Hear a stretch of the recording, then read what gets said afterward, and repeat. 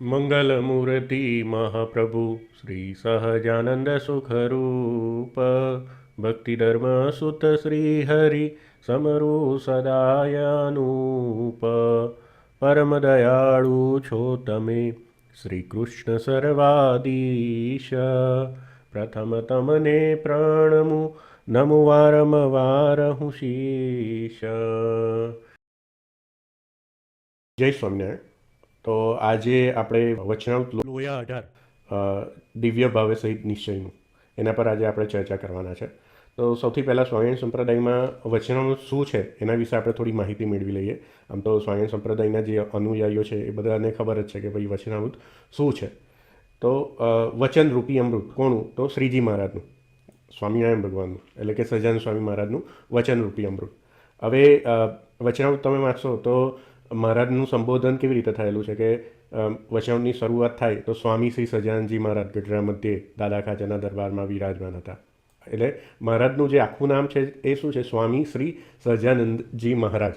તો એમાંથી જે શ્રી છે અને જી છે એને લઈને મહારાજનું એક ટૂંકમાં નામ બોલાતું હતું કે શ્રીજી મહારાજ, કે આ બહુ લાંબુ પડે એટલે મહારાજને બધા શ્રીજી મહારાજ એવી રીતે પણ સંબોધતા હતા. એટલે વચનામૃતમાં પણ આ બે નામનો ઉલ્લેખ જોવા મળશે કે જ્યારે શરૂઆતમાં મહારાજનું ઉદ્બોધન સ્વામી શ્રી સહજાનંદજી મહારાજ તરીકે કર્યું છે, પછી આગળ જતાં શ્રીજી મહારાજ તરીકે કરેલું છે.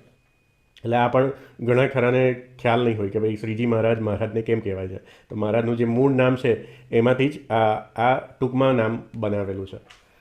હવે એ વચનામૃતનું સંપાદન કોણે કરેલું છે? તો આ જે વાતો થતી કે મહારાજના વખતમાં શ્રીજી મહારાજ જ્યારે સભા કરતા ત્યારે નંદ સંતો સાથે કે હરિભક્તોની સભામાં જ્યારે આધ્યાત્મિક વાતો થતી ત્યારે એમાં ઘણી બધી વાતો થતી. તો નંદ સંતોએ એક એવો પ્રયત્ન કર્યો કે ભાઈ આ જે સહજાનંદ સ્વામી જે વાતો કરે છે, કેમ કે પોતે એ ભગવાન છે, તો એ પોતે જે વાતો કરે છે તો આવનારી પેઢી માટે પણ એ ઉપયોગી નીવડી શકે છે. તો એ વાતોને આપણે એક પુસ્તકના રૂપમાં સંપાદન કરીએ.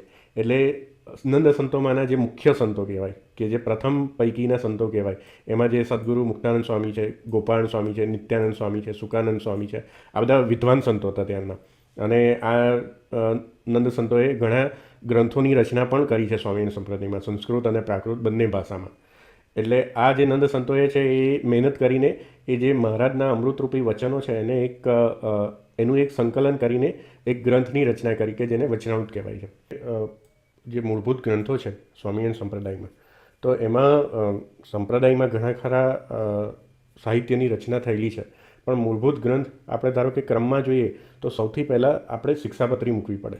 કેમ કે સહજાનંદ સ્વામી કે એ પોતે સાક્ષાત ભગવાન હતા, પણ એ આચાર્ય પદે પણ હતા, કે સંપ્રદાયના ગુરુ સ્થાને હતા. અને એમને એ આચાર્ય પદે રહીને એક શિક્ષાપત્રી કે જે પોતાના આશ્રિતો છે એને એકદમ સહેલી ભાષામાં અને બહુ જ ટૂંકમાં શું કરવાનું છે અને શું નથી કરવાનું, અને સંપ્રદાયનો મૂળભૂત સિદ્ધાંત શું છે એ સમજાવવા માટે એમને એક શિક્ષાપત્રી 212 શ્લોકની પોતે સ્વહસ્તે લખી. અને એ શિક્ષાપત્રી શું છે કે એક હોકાયંત્ર તરીકે છે કે ભાઈ તમે આ સંપ્રદાયનું મૂળભૂત જ્ઞાન શું છે એ બધું એમને શિક્ષાપત્રીમાં આવરી લીધું. પણ અત્યારે સ્વામિનારાયણ સંપ્રદાયનું દુર્ભાગ્ય એવું છે કે સ્વામિનારાયણ સંપ્રદાયમાં અનેક મત અને પંથો બની ગયેલા છે, અને આ શિક્ષાપત્રીને જ આજે મુખ્યની જગ્યાએ ગૌણ કરી દીધી છે, અને બીજા બધા શાસ્ત્રોનું પ્રાધાન્ય વધારી દીધું છે. કેમ કે એ લોકો શિક્ષાપત્રીને સમજી નથી શક્યા, કેમ કે પોતાના જે મનગઢત સિદ્ધાંતો અને મનગઢત વિચારો છે એને એ લોકોએ પ્રાધાન્ય આપવા માંડ્યું છે. એટલે દુર્ભાગ્ય એવું છે કે જેને ભગવાન તરીકે સ્વીકારેલા છે એ ભગવાનની વાણીમાં પણ લોકોને સંશય થાય છે. મહારાજે શિક્ષાપત્રીમાં કીધું કે આ મારી બુદ્ધિએ કરીને લખેલો સર્વશાસ્ત્રનું સાર છે, અને શિક્ષાપત્રીમાં લખ્યું કે ધર્મનો વિસ્તાર બીજા શાસ્ત્રોથી જાણો. એટલે એમને શિક્ષાપત્રીમાં બધો સાર તો લઈ લીધો છે, પણ તમારે એને વિસ્તાર કરવો હોય એટલે એવું નથી કે શિક્ષાપત્રીમાં જે લખ્યું એ ખોટું છે ને બીજા શાસ્ત્રોમાં લખ્યું એ ખોટું છે, પણ શિક્ષાપત્રી ટૂંકમાં જે સાર છે એ ટૂંકમાં લખ્યો છે, એને તમે પ્રમાણિત કેવી રીતે કરી શકો કે બીજા બધા ગ્રંથોનો અભ્યાસ કરી. એટલે એવું નથી કે બીજા બધા ગ્રંથો શિક્ષાપત્રીની વાતને ખોટી કરે, એવું ના થાય. એટલે શિક્ષાપત્રી મુખ્ય ગ્રંથ છે. પછી મહારાજે પોતાનો દેહ છોડતા પહેલાં એક સંકલ્પ બી કર્યો હતો કે મારું આખું જીવન ચરિત્ર અને જે સંપ્રદાયના મૂળભૂત સિદ્ધાંતો છે એ બધા નો પણ એક ગ્રંથ રચ્યો. એટલે એમને સતાનંદ સ્વામી પાસે, કે જે સંસ્કૃતના ખૂબ જ વિદ્વાન સંત હતા, એમની પાસે પણ એક સંસ્કૃતમાં ગ્રંથ રચાયો કે જેમાં સમગ્ર સ્વામિનારાયણ સંપ્રદાયનો ઇતિહાસ, કે ભગવાન કેમ પ્રગટ થયા અને મહારાજનું આખું જીવન ચરિત્ર, મહારાજે જે લીલા કરી, એ બધું જ એમાં સંસ્કૃતમાં એમને એક ગ્રંથની રચના કરાઈ સતાનંદ મુનિ સ્વામી પાસે. અને એ પણ એકદમ પ્રામાણિક ગ્રંથ છે, કેમ કે એ આખો સંસ્કૃતમાં લખાયો છે. શિક્ષાપત્રી પણ સંસ્કૃતમાં લખાઈ છે અને પછી એની ગુજરાતીમાં ટીકા લખાઈ છે, કે જે દરેક સ્વામિનારાયણ સંપ્રદાયના અનુયાયીઓ ખાસ કરીને વાંચતા જ હોય છે, કેમ કે મહારાજે એને વાંચવાની આજ્ઞા કરેલી છે. અને પછી ત્રીજા નંબરે વચનામૃત આવી શકે છે.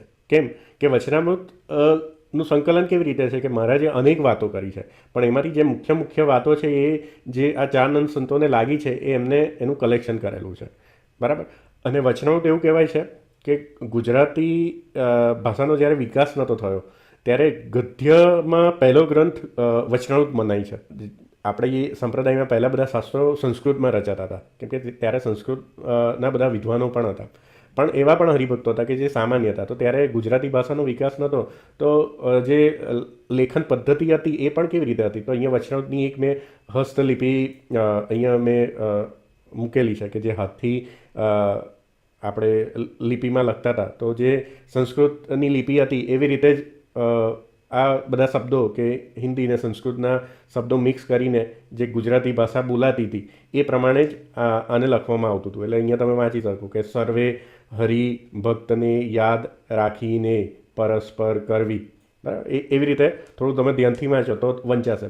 અને અહીંયા તમે એક ધ્યાન રાખો કે અહીંયા તમને ના તો સ્પેસ જોવા મળશે, પૂર્ણ વિરામ જોવા મળશે, કેમ કે ત્યારે ગુજરાતી વ્યાકરણનો વિકાસ જ નહોતો થયો.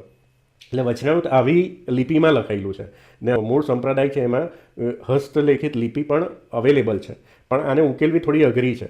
અને આને ઉકેલીને જ ગુજરાતીમાં આ વચનામૃતની પ્રિન્ટ કરવાની શરૂઆત થઈ છે. અને સંસ્કૃતના જે ગ્રંથો છે એને પણ ઉકેલીને પ્રિન્ટ કરો, પણ સંસ્કૃતમાં એટલો ફાયદો છે કે સંસ્કૃતના શબ્દોને તમે બદલી ના શકો, કેમ કે સંસ્કૃતનું એક વ્યાકરણ છે કે એના શ્લોકોને તમે બદલવા જાઓ તો જે એની સંરચના છે એ બગડી જાય. પણ ગુજરાતી ભાષામાં જ્યારે કોઈ ગ્રંથ પ્રિન્ટ થાય અને આમાંથી ઉકેલીને પ્રિન્ટ થાય તો ને જ્યારે તો એની જગ્યાએ કોઈ બીજો શબ્દ મૂકી શકાય છે, કે એમાં સંભાવના રહેલી છે કે ગુજરાતી વાક્યોમાં ફેરફાર કરવાની. જ્યારે સંસ્કૃતના શ્લોકોમાં ફેરફાર કરવા જાઓ તો એની સંરચના એ જે વિદ્વાન હોય એ જ એ કરી શકે, અથવા એનો અર્થ બદલાઈ જાય. એટલે એ બહુ અઘરું છે.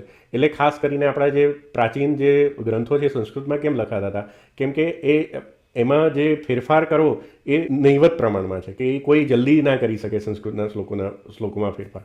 તો આપણા જે નંદ સંતો છે એ પણ એટલા બુદ્ધિશાળી હતા કે ભાઈ આ જે ગુજરાતી ભાષામાં લખેલો ગ્રંથ છે તો એમાં ભવિષ્યમાં કોઈ ફેરફાર ના થાય, તો એના માટે જે સત્સંગી જીવન ગ્રંથ જે સતાનંદ મુનિ સ્વામી લખ્યો હતો, એમને શું કર્યું કે હરિવાક્ય સુધા સિંધુ, કે આખું વચનામૃત જે છે એ બધા વચનામૃતને એમને સંસ્કૃતમાં રૂપાંતર કર્યા.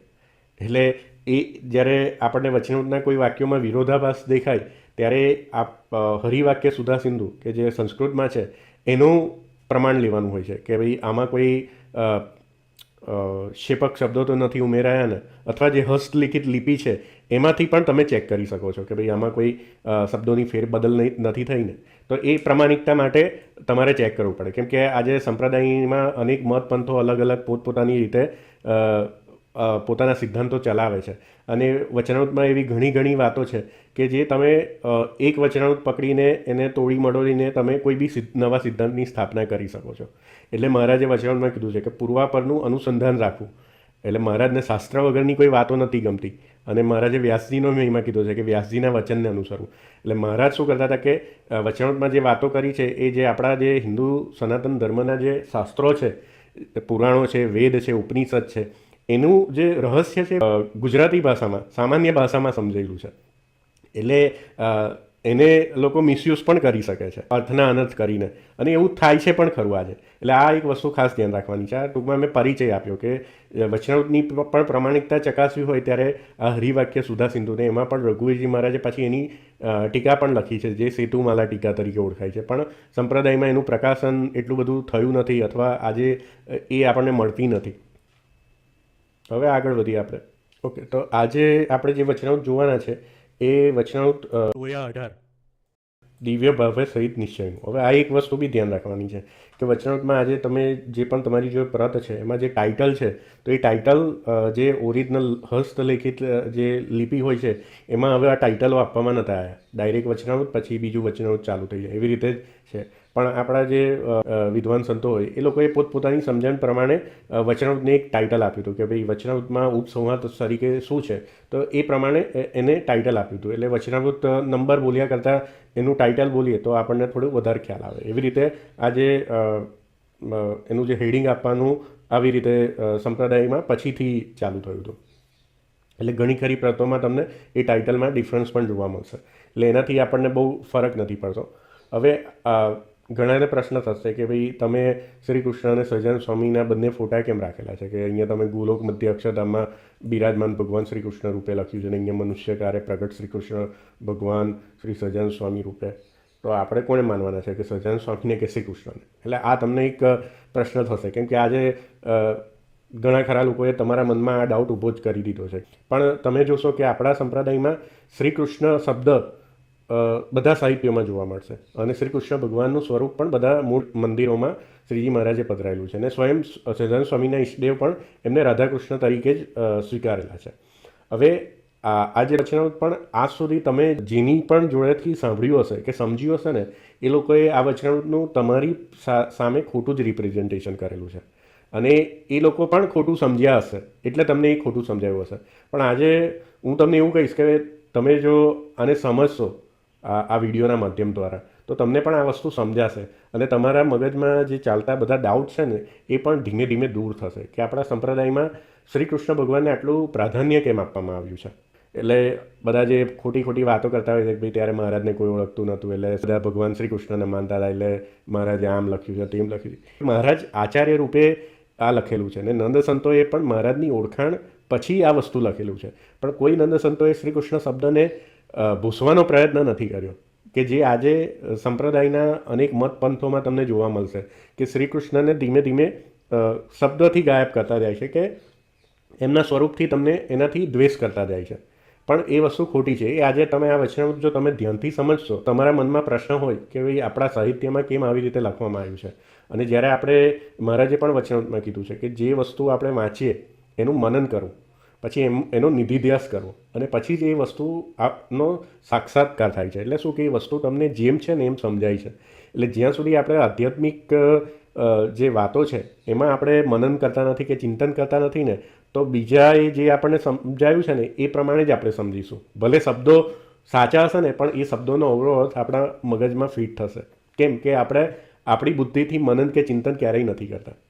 અને શાસ્ત્રોનો મુખ્ય ઉદ્દેશ્ય શું છે કે શાસ્ત્રો કેમ રચાયા છે કે કોઈ માણસ તમને એ શાસ્ત્ર થકી અવરો ઉપદેશ આપતો હોય પણ શાસ્ત્ર તમે જાતે વાંચીને બીજા શાસ્ત્રોનું અનુસંધાન લઈને એને સમજવાનો પ્રયત્ન કરો તો કોઈ પણ વ્યક્તિ એને સમજી શકે છે. એ શાસ્ત્રનો મુખ્ય ઉદ્દેશ છે કે કોઈ પોતાની પ્રાકૃત બુદ્ધિથી એના ખોટા અર્થો ના કરે. તો આપણા સંપ્રદાયનો સિદ્ધાંત શું છે કે શ્રી કૃષ્ણ ભગવાન આપણા ઈષ્ટદેવ છે શિક્ષાપત્રી પ્રમાણે અને એ શ્રી કૃષ્ણ ભગવાન જ બધા અવતાર ધારણ કરે છે. કાં તો રામ અવતાર, કૃષ્ણ અવતાર કે સહજાનંદ સ્વામી તરીકે એ પ્રગટ થયા હતા. તો એ શ્રી કૃષ્ણ ભગવાન છે કે જે અક્ષરધામમાં રહેલા શ્રી કૃષ્ણ ભગવાન છે. હવે એને શ્રી કૃષ્ણ ભગવાન કેમ કહીએ છીએ? કેમ કે જે પ્રકૃતિને પુરુષથી પર છે અક્ષરધામમાં રહેલા જે ભગવાન છે કે જેને પુરુષોત્તમ નારાયણ, વેદો જેને બ્રહ્મથી ઉલ્લેખે છે, અદ્વૈતમાં જેને નિરાકાર માને છે, વિશિષ્ટાદ્વૈત ને દ્વૈતમાં જેને સગુણ સાકાર માનવામાં આવે છે. તો જ્યારે સગુણ સાકાર માનીએ છીએ તો એ ભગવાનનું એક રૂપ અને એના ગુણો પણ છે. પણ એ આપણે આ જે આપણી ઇન્દ્રિયો છે એનાથી ગ્રહણ નથી કરી શકતા. પણ મહારાજે શું કીધેલું છે કે જે સમાધિ યોગને પહોંચેલો હોય એ ભગવાનના દર્શન કરી શકે છે અને મહારાજ સાક્ષાત એમનો જ અવતાર હતા. તો એ મહારાજને તો પોતાનું મૂળ સ્વરૂપ ખબર જ હોય. એમ જ્યારે પણ જે અવતાર થયા છે એ બધાને પોતાનું મૂળ રૂપ શું છે એનું અનુસંધાન તો હોય જ. એટલે મહારાજ પણ પોતે કયા શ્રી કૃષ્ણ ભગવાનની ઉપાસના કરતા હતા એટલે શું કે પોતાના સ્વસ્વરૂપની ઉપાસના કરતા હતા, પોતાના મૂળ સ્વરૂપની ઉપાસના કરતા હતા કે ભાઈ આપણને એક માર્ગ બતાવે કે કેવી રીતે ભગવાનની ભક્તિ કરવાની છે કે કેવી રીતે એમને જરૂર નથી પણ એમને પણ રૂપ કયું સ્વીકારેલું છે? શ્રી કૃષ્ણ રૂપ સ્વીકારેલું છે. અને સંપ્રદાયમાં એક સિદ્ધાંત આપેલો કે સ્વરૂપ અદ્વૈત. એટલે સ્વરૂપ અદ્વૈત શું કે અક્ષરધામમાં રહેલું જે ભગવાનનું સ્વરૂપ અને જ્યારે એ ભગવાન અવતાર ધારણ કરે છે એટલે મનુષ્ય જેવા થાય છે અથવા પશુ પક્ષી માં ક્યારેક અવતાર ધારણ કરે છે. તો એ બંનેનું સ્વરૂપ સરખું છે. ભલે રૂપેથી અલગ લાગે છે તમને, પણ બંને સ્વરૂપથી ભિન્ન નથી. એ સ્વરૂપ અદ્વૈતનો સિદ્ધાંત મહારાજે અક્ષરધામમાં રહેલા શ્રી કૃષ્ણ ભગવાન અને દેવકીનંદન શ્રી કૃષ્ણ ભગવાન વચ્ચે સમજાયેલો છે. અને સત્સંગી જીવનમાં કીધેલું છે કે આ બે વચ્ચે જે ભેદ માને છે ને એ અસુરો છે. આ સત્સંગી જીવનનો મહારાજે કહેલો સિદ્ધાંત છે. એટલે આ સ્વરૂપ અદ્વૈતનો અર્થ શું છે? ભગવાન પોતાનું એ રૂપ છોડીને આવતા નથી, પણ એક સજાતીય દ્વિતીય રૂપ ધારણ કરીને આવે છે. અને પણ આપણે એ રૂપને કેવું માનવાનું છે કે એ ભગવાન પોતે એ અક્ષરધામના અધિપતિ છે, એવી રીતે આપણે સ્વીકારવાનું છે. અને આપણા સંપ્રદાયમાં એ ભગવાનનું રૂપ શ્રી કૃષ્ણ રૂપ સ્વીકારેલું છે.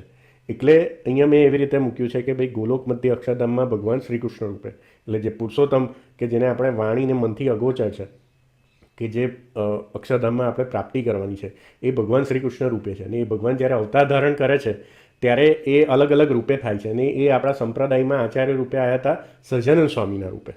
એટલે મેં આ બે ભગવાનના ફોટો મૂકેલા છે. એટલે આ તમે સમજશો ને તો આ વચનામૃત એકદમ તમને ક્લિયર સમજાશે પણ ખરા. એટલે મેં આ તમને થોડીક પ્રસ્તાવના આપી દીધી. હવે આપણે સીધા વચનામૃતમાં જઈએ, અને જેમ જેમ એ વચનામૃત આગળ જશે એમ તમને આ વસ્તુ પણ એકદમ ક્લિયર થઈ જશે. તો આપણે વચનામૃત ચાલુ કરીએ. આપણે જો વચનામૃત વાંચ્યા હશે તો વચનામૃતની શરૂઆતમાં નંદ સંતોએ ક્યારે આ વચનામૃત એટલે ક્યારે આ ચર્ચા થઈ હતી એના માટે એ સમજવા માટે આપણને સંવત એની જે તિથિ છે, સમય છે, અને મહારાજે કેવો પહેરવેશ પહેર્યો હતો અને શું ચાલી રહ્યું હતું, કે કીર્તન ગાઈ રહ્યા હતા કે બીજી કોઈ પરિસ્થિતિ હતી, એનું વર્ણન દરેક વચનામૃતમાં કર્યું છે. એટલે જેનાથી આપણને એક સ્મૃતિ થાય કે જેનાથી આપણે થોડું મહારાજની મૂર્તિનું ધ્યાન કરી શકીએ, તો આપણને એ ભગવાનની વાત સમજવામાં સહાયરૂપ થાય. એના માટે આનંદ સંતોએ દરેક વચનામૃતની શરૂઆતમાં આવી રીતે વર્ણન કરેલું છે. તો આપણે વચનામૃતની શરૂઆત કરીએ કે સ્વામિનારાયણ હરે સંવત 1877ના પોષ સુધી પડવાને દિવસ રાત્રિને સમયે સ્વામી શ્રી સહજાનંદજી મહારાજ, આવ્યું આખું નામ સ્વામી શ્રી સહજાનંદજી મહારાજ, અને પછી આગળ મહારાજનું નામ શ્રીજી મહારાજ તરીકે લખેલું હશે.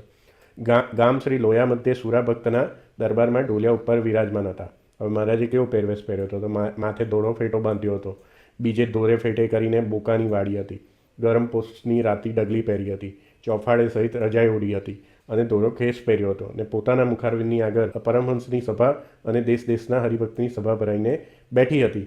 તે સમયમાં સંધ્યા આરતી તથા સ્તુતિ પરમહંસ કરી રહ્યા. પછી શ્રીજી મહારાજે કહ્યું છે, કીર્તન ગાઓ. પછી વાજિંત્ર વજાડીને મુક્તાનંદ સ્વામી આદિ પરમહંસે કીર્તન ગાયા. પછી શ્રીજી મહારાજ બોલ્યા છે, હવે કીર્તન રાખો, હવે તો અમે વાર્તા કરીશું. એટલે મહારાજ કહે કે હવે તમે કીર્તન કરવાનું રહ્યા દો, હવે અમારે એક વાર્તા કરવી છે, અને અમે આ વાત કરીએ તેમાં જેને આશંકા ઉપજે તે પૂછજો, એમ કહીને બોલ્યા છે. એટલે મહારાજે એવું કીધું કે ભાઈ અમે એક વાત કરીએ છીએ અને એમાં જેને પ્રશ્ન થાય એને પૂછજો. હવે વચનામૃત એક અદ્ભુત ગ્રંથ કેમ છે? કેમ કે એ ગ્રંથ પ્રશ્ન ઉત્તર તરીકે છે. અને મહારાજને પણ આ વસ્તુ ગમતી, કેમ કે આપણા સનાતન ધર્મનો જે જ્ઞાન મેળવવાનો માર્ગ છે ને એ પ્રશ્ન ઉત્તર છે. કે જ્યાં સુધી તમારા મનમાં પ્રશ્ન નથી ઉદ્ભવતા, ઇવન આધ્યાત્મિક માર્ગમાં પણ, તો તમને આધ્યાત્મિક જ્ઞાન મળતું જ નથી. આપણે તમે ભગવદ્ ગીતા લઈ લો કે અર્જુન ને કૃષ્ણ ભગવાન વચ્ચે પ્રશ્ન ઉત્તર, આપણા જેટલા પણ ઉપનિષદો છે તો એમાં પ્રશ્ન અને પછી એનો જવાબ, આપણા પુરાણો પણ છે તો પ્રશ્ન ઉત્તરના રૂપમાં જ છે. અને એવી રીતે આ વચનામૃત પણ છે ને એ પ્રશ્ન ઉત્તરના રૂપમાં છે. એટલે સનાતન ધર્મની જે રીતિ છે એને અનુરૂપ આ શાસ્ત્ર છે. તો મહારાજ શું બોલ્યા છે? ભગવાનનો નિશ્ચય થવો તે સૌથી મહાકઠણ છે. અહીંયા મહારાજ શું કહે છે કે ભગવાનનો નિશ્ચય થવો સૌથી મહાકઠણ છે. તે નિશ્ચયની વાર્તા અટપટી છે. મહારાજ કહે કે વાર્તા સમજવી તો કઠણ છે પણ અટપટી છે. એટલે અટપટી એટલે શું કે ભાઈ તમે બીજી રીતે સમજી શકો, આ રીતે એટલે અલગ અલગ રીતે સમજી શકો છો. એટલે માટે કહેતા બીક લાગે છે. હવે મહારાજના આ શબ્દો તમે ધ્યાન રાખશો કે એમને બીક કેમ લાગે છે કે શું જાણીએ વાત કરીએ અને તેમાંથી કોઈને અવળું પડે ને તેને જે પોતાના અંગની દ્રઢતા કરી હોય તે અંગ આ વાતે કરીને તૂટી જાય તો તે મૂળગેથી જાય, અને એ વાત કર્યા વિના પણ ચાલતું નથી. અને એ વાત જો સમજતા ના આવડે તો દૂષણ પણ ઘણા આવે. આ શબ્દો ધ્યાન રાખજો કે મહારાજ આવા શબ્દો કેમ વાપરે છે. અને આ વાત સમજે નહીં ત્યાં લગન તેના નિશ્ચયમાં પણ કાચપ ઘણી રહે, તે સારું વાર્તા કરીએ છીએ. આ જે દૂષણો આવ્યા છે આજે સંપ્રદાયમાં એ પણ મહારાજને ત્યારે બીક લાગેલી, એટલે મહારાજે આ શબ્દો બોલેલા છે. હવે આગળ આપણે જઈએ. હવે મહારાજ કહે છે કે ભગવાને વરાનો દેહ ધાર્યો તે ભૂંડનું રૂપ અતિ કુરૂપ કહેવાય. એટલે ભગવાન જ્યારે વરા અવતાર ધારણ કરે છે એટલે આપણે ગુજરાતી ભાષામાં જે ભૂંડ કહીએ છીએ તો એ રૂપે પોતે થાય છે. તો જેવી રીતે આપણને ભૂંડ દેખાય તો ભગવાનનું રૂપ પણ એવું હતું. તો એ રૂપ તો કેવું આપણને દેખાય કે એ રૂપ દરેક માણસને કે એટલું પ્રિય ના લાગે, કુરૂપ કહેવાય. તથા મત્સ્ય અવતાર ધાર્યો ત્યારે માછલા જેવું જ રૂપ હતું. એટલે મત્સ્ય અવતાર ધારણ કર્યો ત્યારે માછલી આકારે થયા. કચ્છ અવતાર ધાર્યો ત્યારે બીજા કાચબા જેવું જ રૂપ હતું. એટલે જેમ કાચબા આપણને દેખાય એવા રૂપે દેખાતા. નૃસિંહ અવતાર ધાર્યો ત્યારે સિંહના જેવું ભયાનક રૂપ હતું. આનો પણ ભાગવતમાં ઉલ્લેખ આવે છે કે પ્રહલાદ સિવાય બીજા જેટલા પણ હોય છે એ ભગવાનનું રૂપ જોઈને ભયભીત થઈ જાય છે. તથા વામન અવતાર ધાર્યો ત્યારે તે વામન રૂપના હાથ પગ ટૂંકા ને કેડ ઢીંગી ને શરીર ઢીંગું એવા ટુકડા હતા. એટલે ટૂંકા હતા વામન રૂપમાં. કે વામન રૂપ કેમ કહેવાય છે કે ભગવાન એકદમ વામનનું રૂપ લઈને હતા. તથા વ્યાસાવતાર ધાર્યો ત્યારે તે વ્યાસ કાળા હતા અને શરીરમાં મુવાડા ઘણા હતા ને શરીર ગંધાતું હતું. હવે આ એકદમ 200 વર્ષ પહેલાંની ભાષા છે. એટલે તેમની ભાષા પણ કેવી છે કે ત્યારે જે બોલાતી હતી એ બધા શબ્દો જ તમને વચનમાં દેખાશે. એટલે મહારાજ કહે કે જ્યારે વ્યાસ અવતાર થયો એટલે વ્યાસનો જન્મ પણ કેવી રીતે થયો છે. તો આપણે જે ઇતિહાસ વાંચ્યો હોય તો પરાશર ઋષિને મત્સ્ય કન્યાના સંસર્ગથી વ્યાસજીનો જન્મ થયો હતો. એટલે મત્સ્ય કન્યાનું શરીર પણ એવું હતું કે જેમાંથી દુર્ગંધ આવતી હતી. એટલે એમના જે પુત્ર વ્યાસાવતાર તો એમનું શરીર પણ એવું હતું કે દુર્ગંધમય શરીર હતું. પણ વ્યાસજીએ વેદોના 4 વિભાગ ને પુરાણોની રચના કરી છે. કેમ કે પોતે ભગવાનના અવતાર હતા અને એમને એ કાર્ય માટે જ એ અવતાર લીધો હતો. એટલે મહારાજ એમના રૂપનું વર્ણન કરે છે કે જ્યારે ભગવાને અવતાર ધારણ કર્યો ત્યારે અહીંયા એમનું રૂપ કેવું હતું ઇત્યાદિ. જે ભગવાને આકૃતિઓ ધારણ કરી હતી ત્યારે તેને તે કાળે જે મળ્યા તેમને તેવા રૂપનું ધ્યાન કર્યું છે.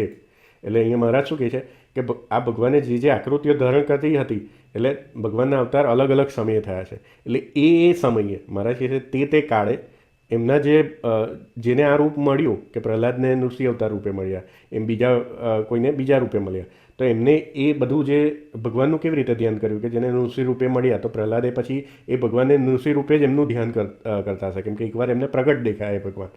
તો તે ધ્યાને કરીને તે ભગવાનના રૂપને પામ્યા છે.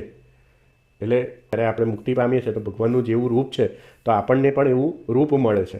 એવું શાસ્ત્રોમાં લખેલું છે. એટલે મહારાજ કહે છે કે એ ધ્યાન કરીને તે ભગવાનના રૂપને પામ્યા છે. એટલે તેમાં જે વરાને મળ્યા તે શું ધામને વિશે ભગવાનને વરા રૂપ જ દેખે છે. હવે મહારાજ અહીંયા પ્રશ્ન પૂછે છે કે શાસ્ત્રોમાં જેમ કીધું કે આ જે બધા ભક્તો છે તો જે કાળે કરીને જેને જેવા રૂપનું ધ્યાન કર્યું તો એ બધા ભગવાનના રૂપને પામ્યા. એટલે આ લોકોએ મુક્તિ મેળવી પુરુષને પ્રકૃતિથી પર જે ભગવાનના ધામમાં ગયા તો એ લોકોને જે શરીર મળ્યું ચૈતન્ય તો એ લોકો કયા રૂપને પામ્યા હશે? ભગવાનના રૂપને પામ્યા. તો અહીંયા મહારાજ હવે આગળ બધા પ્રશ્નો કરતા જાય છે કે ભગવાનના ધામને વિશે જેને વરા રૂપે ભગવાનની ભક્તિ કરી હશે તો એ વરા રૂપે ભગવાનને દેખશે. અને જે મત્સ્યજીને મળ્યા તે શું ધામને વિશે મત્સ્ય રૂપ જ દેખે છે?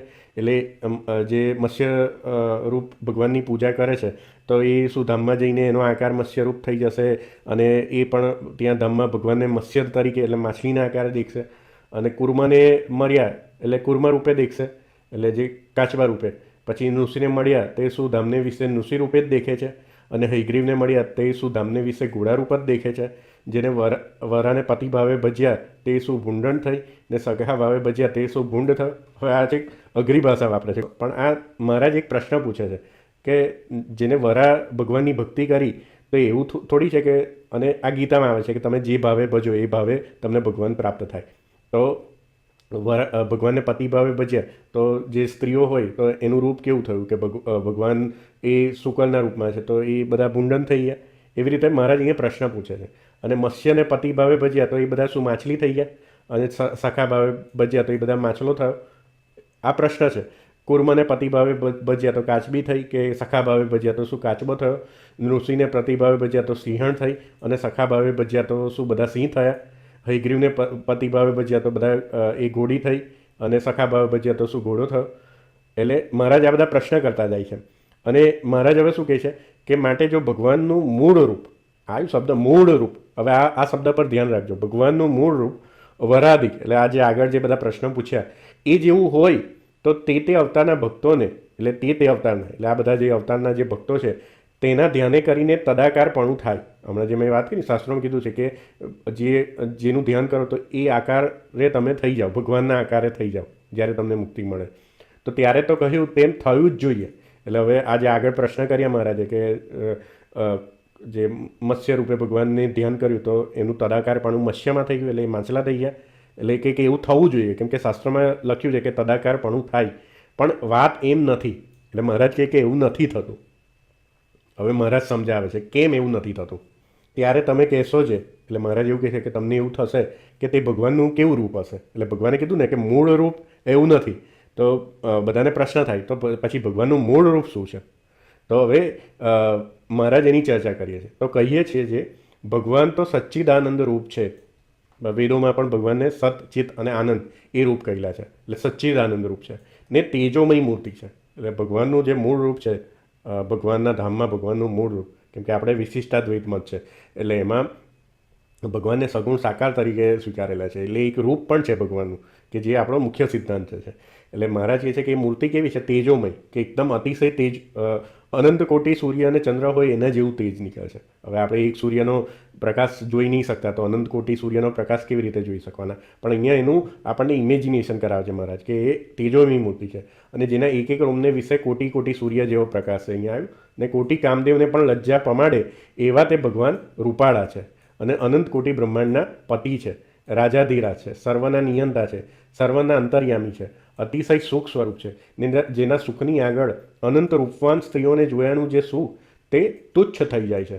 હવે આ એક મહારાજ બધા દ્રષ્ટાંત આપીને સમજાવે છે કે એ જે ભગવાનનું રૂપ છે એ કેવું છે કે એકદમ રૂપાળા છે ભગવાન. કે આગળ જે બધા દ્રષ્ટાંત આપે કે ભગવાન જ્યારે અવતાર ધારણ કરે ત્યારે જે રૂપે થયા હોય, તો મહારાજે બધા દ્રષ્ટાંત આપ્યા કે મત્સ્ય અવતાર થયો તો માછલા આકારે થયો હશે, તો જેવી રીતે આપણે બીજી માછલીઓ જોઈએ છે એવી રીતે જ દેખાય, પ્રાકૃત શરીર જ દેખાય એમનું. પણ જે ભગવાનનું ધામમાં મૂળ રૂપ છે એ કેવું છે એનું વર્ણન ચાલે છે અત્યારે. અને મહારાજ એક ઉદાહરણ આપે છે કે અનંત રૂપવાન સ્ત્રીઓને જોયાનું જે સુખ તે જ તુચ્છ થઈ જાય છે. એટલે આ એક સામાન્ય માણસને પણ સમજાય, કેમ કે બધા સંસારિક માણસો કેવા છે કે દરેક પુરુષમાં એક સ્ત્રીને જોવાની આસક્તિ છે, રૂપ જોવાની આસક્તિ છે. એટલે મહારાજ એના માટે પણ એક દ્રષ્ટાંત આપે છે કે અનંત રૂપવાન સ્ત્રીઓને જુઓ ને તો એ સુખ પણ એ મૂર્તિના સુખ આગળ તુચ્છ થઈ જાય છે. અને આ લોક પરલોક સંબંધી જે પંચ વિષયના સુખ, એટલે શબ્દ, સ્પર્શ, રૂપ, રસ, ગંધ, આ પંચ વિષયમાં જ બધા સુખ છે. એટલે આપણે એનાથી અલગ કોઈ વિષય ભોગવતા નથી. આપણે જે કરીએ છીએ એ આ શબ્દ, સ્પર્શ, રૂપ, રસ, ગંધ, આ 5 વસ્તુમાં જ આવી જાય છે. તે ભગવાનની મૂર્તિના સુખ આગળ તુચ્છ થઈ જાય છે. એવું ભગવાનનું સ્વરૂપ છે. એટલે મહારાજ શું કહે છે કે એવું ભગવાનનું સ્વરૂપ છે. ક્યાં આગળ? ભગવાનના ધામમાં, અક્ષરધામમાં. હવે મહારાજ કહે છે કે તે સ્વરૂપ સદા દ્વિભુજ જ છે ને પોતાની ઈચ્છાએ કરીને ક્યારેક ચતુર્ભુજ પણ જણાય છે. હવે મહારાજ અહીંયા પોતાનો સિદ્ધાંત કહે છે કે જે અક્ષરધામમાં, હવે આપણને પ્રશ્ન થાય કે ભાઈ ભગવાનનું રૂપ તો કોઈ જોઈ નથી શકતું અહીંયા, તો એનું પણ મહારાજે ચર્ચા કરેલી છે. હવે જે શ્રીજી મહારાજ છે એ સ્વયં એ જ ભગવાન છે, એટલે પોતાનું મૂળ રૂપ, અક્ષરધામનું રૂપ ખબર જ હોય.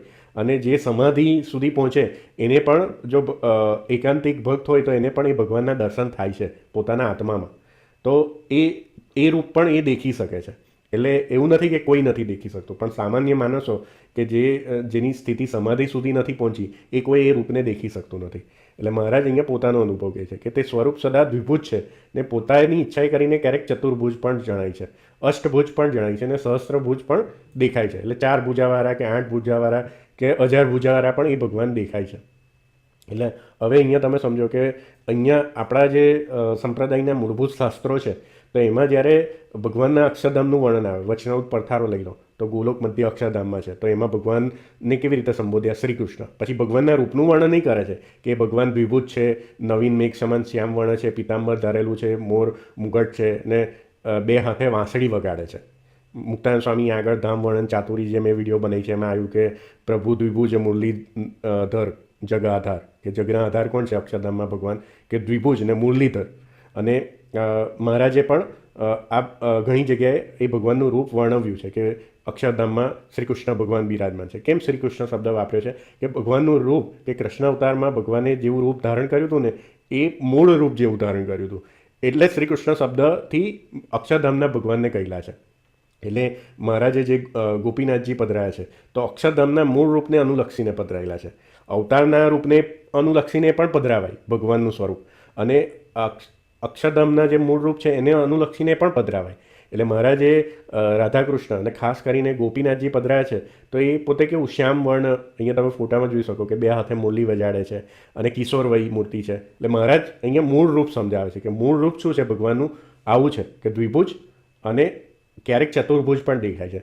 એટલે વાસુદેવ નારાયણ, આ બીજો જે ફોટો મૂક્યો છે મેં, તો જે ચતુર્ભુજ રૂપ છે ભગવાનનું, કે શંખ, ચક્ર, ગદા અને પદ્મ, 4 જે ભગવાનના આયુધ છે એ રૂપે બી ભગવાન દર્શન આપે છે. અને સહસ્ત્રભુજ, અષ્ટભુજ, અને હવે શું કહે છે ખાસ ધ્યાન રાખજો, તે જ ભગવાન, એટલે આ જ ભગવાન કે જે દ્વિભુજ મુરલીધર છે અને ક્યારેક એ ચતુર્ભુજ એ દેખાય છે ક્યાં આગાડી, પ્રકૃતિ પુરુષથી પાર અક્ષરધામમાં, ગોલોક મધ્ય અક્ષરધામમાં જે ભગવાન નિત્ય વિરાજમાન રહે છે, એ જ ભગવાન મત્સ્ય કશ્ય વરાદિક રૂપને તથા રામકૃષ્ણાદિક રૂપને, હવે અહીંયા બે અલગ અલગ કેમ વાપર્યા, તો મત્સ્ય કશ્ય વરાદિક છે ને એ પશુ પંખી એ યોનિમાં ભગવાન જન્મ ધારણ કરે છે, અને રામકૃષ્ણાદિક તો એ શું છે કે મનુષ્ય રૂપે થાય છે અને કોઈ કાર્યને અર્થે ધારણ કરે છે. પણ જે એ પોતાનું મૂળ રૂપ છે તેને તજીને એ અવતારનું ધારણ નથી કરતા. હવે આ એ મુખ્ય વાત સમજવાની છે કે આ જે ભગવાન છે અક્ષરધામમાં રહેલા મૂળ રૂપે રહેલા ભગવાન છે, એ જ ભગવાન બધા અવતાર ધારણ કરે છે. એટલે જે મત્સ્ય કશ્ય વરાદિક છે તો એ બીજું કોઈ નથી, પણ એ જ ભગવાને અવતાર ધારણ કરેલા છે. રામ છે, કૃષ્ણ છે, અને સહજાનંદ સ્વામી પણ આપણે આમાં ગણી લેવાના છે કે ભગવાને જે અવતાર ધારણ કર્યા, કે સહજાનંદ સ્વામી પણ મનુષ્ય રૂપે આવ્યા હતા, તો એમનું પણ રૂપ કેવું હશે કે ભાઈ મહારાજની મૂર્તિનું બધાએ દિવ્ય ભાવે વર્ણન કરેલું છે. જેની પ્રાકૃત બુદ્ધિ છે તો એને સામાન્ય માણસ જેવા જ લાગતા હતા. એટલે કે ભગવાન જ્યારે અહીંયા અવતાર ધારણ કરે એટલે એવું નહીં કે અક્ષરધામનું રૂપ છે એવું, કેમ કે એ રૂપ તો તમારા ઇન્દ્રિયોના અનુભવમાં જ ના આવે. એટલે જેનાથી જન્મ લીધો હોય એના જેવું શરીર એમને મળ્યું હોય, પણ એનો મતલબ એવું નથી કે ભાઈ એ ભગવાન નથી. એટલે આ વસ્તુ હું જે સમજાવવા માગું છું એ સમજો કે મહારાજ જ્યારે દેખાતા હશે ત્યારે એ સામાન્ય બીજા માણસો જેવા જ દેખાતા હશે, કે એવું નહીં કે ભાઈ આખી દુનિયામાં જે કંઈ સૌથી રૂપાળા સહજાનંદ સ્વામી હતા. એટલે એમનું જે એ સમયે જે પરિસ્થિતિ હશે એ પ્રમાણે જ એ સહજાનંદ સ્વામીએ રૂપ ધારણ કર્યું હશે. એટલે જે બીજા માનવીઓ દેખાતા હશે, કે જ્યાં એમને જન્મ ધારણ કર્યો હશે ત્યાંના જે માણસો દેખાતા હશે, અને જે ફેમિલીમાં એમને જન્મ લીધો છે ધર્મદેવને ભક્તિ માતા તરીકે, તો એમના જે પરિવારમાં જે રૂપ હશે એના જેવું જ રૂપ હશે. એનાથી કંઈ એવું નહીં કે ભાઈ એકદમ એક્સ્ટ્રા ઓર્ડિનરી હશે. એટલે એ મહારાજ અહીંયા સમજાવવા માગે છે કે જ્યારે મનુષ્યમાં બી ધારણ કરે છે ને જે સમયમાં ધારણ કરે છે તો એના માણસ જેવું રૂપ ધારણ કરે છે. હવે આ વસ્તુ આપણે સમજવાની છે, પછી આગળ સમજીએ. અને અહીંયા શું કીધું કે મૂળ રૂપ છે તેને તજીની અવતારનું ધારણ નથી કરતા. એટલે આ મહારાજે આ બે મૂળ રૂપ બતાવ્યા, બરાબર, કે મૂળ રૂપ શું છે, દ્વિભુજ છે. અને મુરલીધર અહીંયા શબ્દ નહીં આવ્યો, પણ આપણા શાસ્ત્રોમાં એ વચનામૃત પથારો વાંચો, મહારાજે વચનામૃતમાં અનેકવાર કીધું છે કે અક્ષરધામમાં શ્રી કૃષ્ણ ભગવાન બિરાજમાન છે, ધામ વર્ણન ચાતુરી, એવા જે મૂળભૂત સાહિત્ય વાંચશો તો એમાં અક્ષરધામમાં શ્રી કૃષ્ણ ભગવાન કેમ કહેલા છે, કેમ કે એ ભગવાનનું રૂપ શ્રી કૃષ્ણ રૂપ છે. એટલે અને શાસ્ત્રોમાં પણ ભગવાનને શ્રી કૃષ્ણ એટલે સંબોધ્યા છે, કે પરબ્રહ્મ પરમાત્માને શ્રી કૃષ્ણ તરીકે એટલે સંબોધ્યા છે કેમ કે એ રૂપે ભગવાન ત્યાં બિરાજે છે. તો મહારાજ શું કહે છે કે રૂપને છોડીને ભગવાન અવતાર ધારણ નથી કરતા. આ એક મુખ્ય પોઈન્ટ છે આ વચનામૃતનો, કે પોતાનું જે મૂળ રૂપ છે, મૂળ રૂપ, આ શબ્દ ખાસ ધ્યાનમાં રાખવાનું છે, મૂળ રૂપ છે એને તજીને ક્યારેય અવતાર ધારણ નથી કરતા. પણ એ જ ભગવાન પોતે અનંત ઐશ્વર્ય અને અનંત શક્તિ સહિત જે મત્સ્ય કશ્યાદિક રૂપને ધારણ કરે છે, પણ મૂળ રૂપ છોડીને નથી કરતા. પણ એ ભગવાન શું કરે છે કે અનંત ઐશ્વર્ય અને અનંત શક્તિ એ જે રૂપમાં રહેલી છે એ શક્તિઓ સહિત જ આ બધા રૂપને ધારણ કરે છે. એટલે જેટલા પણ અવતાર થાય છે તો બધા શાસ્ત્રોમાં આવે છે કે આ રૂપ આમાં આટલી કળા છે, આમાં આટલા અંશ છે, આમાં આટલા છે, પણ એમાં અનંત ઐશ્વર્ય અને અનંત શક્તિ રહેલી જ છે. પણ જ્યાં જેવું પ્રયોજન હોય ને ત્યાં એટલું જ વાપરે છે. એ મહારાજ આગળ સમજાવે છે. અને જે કાર્ય નિમિત્ત જે દેહનું ધારણ કર્યું હોય તે કાર્ય થઈ રહે ત્યારે તે દેહનો ત્યાગ પણ કરે છે. એટલે મહારાજ શું કહે છે કે દરેક રૂપમાં, એટલે દરેક અવતારમાં, કે અક્ષરધામમાં રહેલા ભગવાન છે ને એના જેટલું ઐશ્વર્ય, એના જેટલી શક્તિ બધા અવતારોમાં રહેલી છે. પણ શાસ્ત્રોમાં કેમ એવી રીતે આપણને અમુક જગ્યાએ વર્ણન જોવા મળે કે આ અંશ અવતાર છે, કે આ શું કહેવાય કે આમાં આટલી કળા છે ને આમાં આટલી કળા છે. એ કાર્યના પ્રયોજન પ્રમાણે એ ભગવાન એ બધી કળાઓ બતાવે છે, અથવા એ કોઈ કાર્ય કરવાનું હોય એટલે એટલી કળા પોતે એ સંસારમાં પ્રગટ કરે છે. અને મહારાજ શું કહે છે કે કાર્ય નિમિત્ત હોય એ પ્રમાણે દેહનું ધારણ કર્યું હોય અને કાર્ય થઈ રહે ત્યારે દેહનો ત્યાગ પણ કરે છે. તે ભાગવતમાં કહ્યું છે. એટલે ભાગવતનું હવે અહીંયા દ્રષ્ટાંત આપે છે મહારાજ. શું દ્રષ્ટાંત આપે છે? તો અહીંયા એ ભાગવતનો સંસ્કૃતનો શ્લોક આપેલો છે, બરાબર. એનું ભાષાંતર એવું છે કે જે દેહે કરીને ભગવાને પૃથ્વીનો ભાર ઉતાર્યો તથા જીવોને દેહાભિમાન રૂપ જે ચૈતન્યમાં કાંટો ખૂંચી રહ્યો હતો તેને કાઢીને ને કાઢવાના કાંટારૂપ જે પોતાનો દેહ તેને પણ ત્યાગ કર્યો.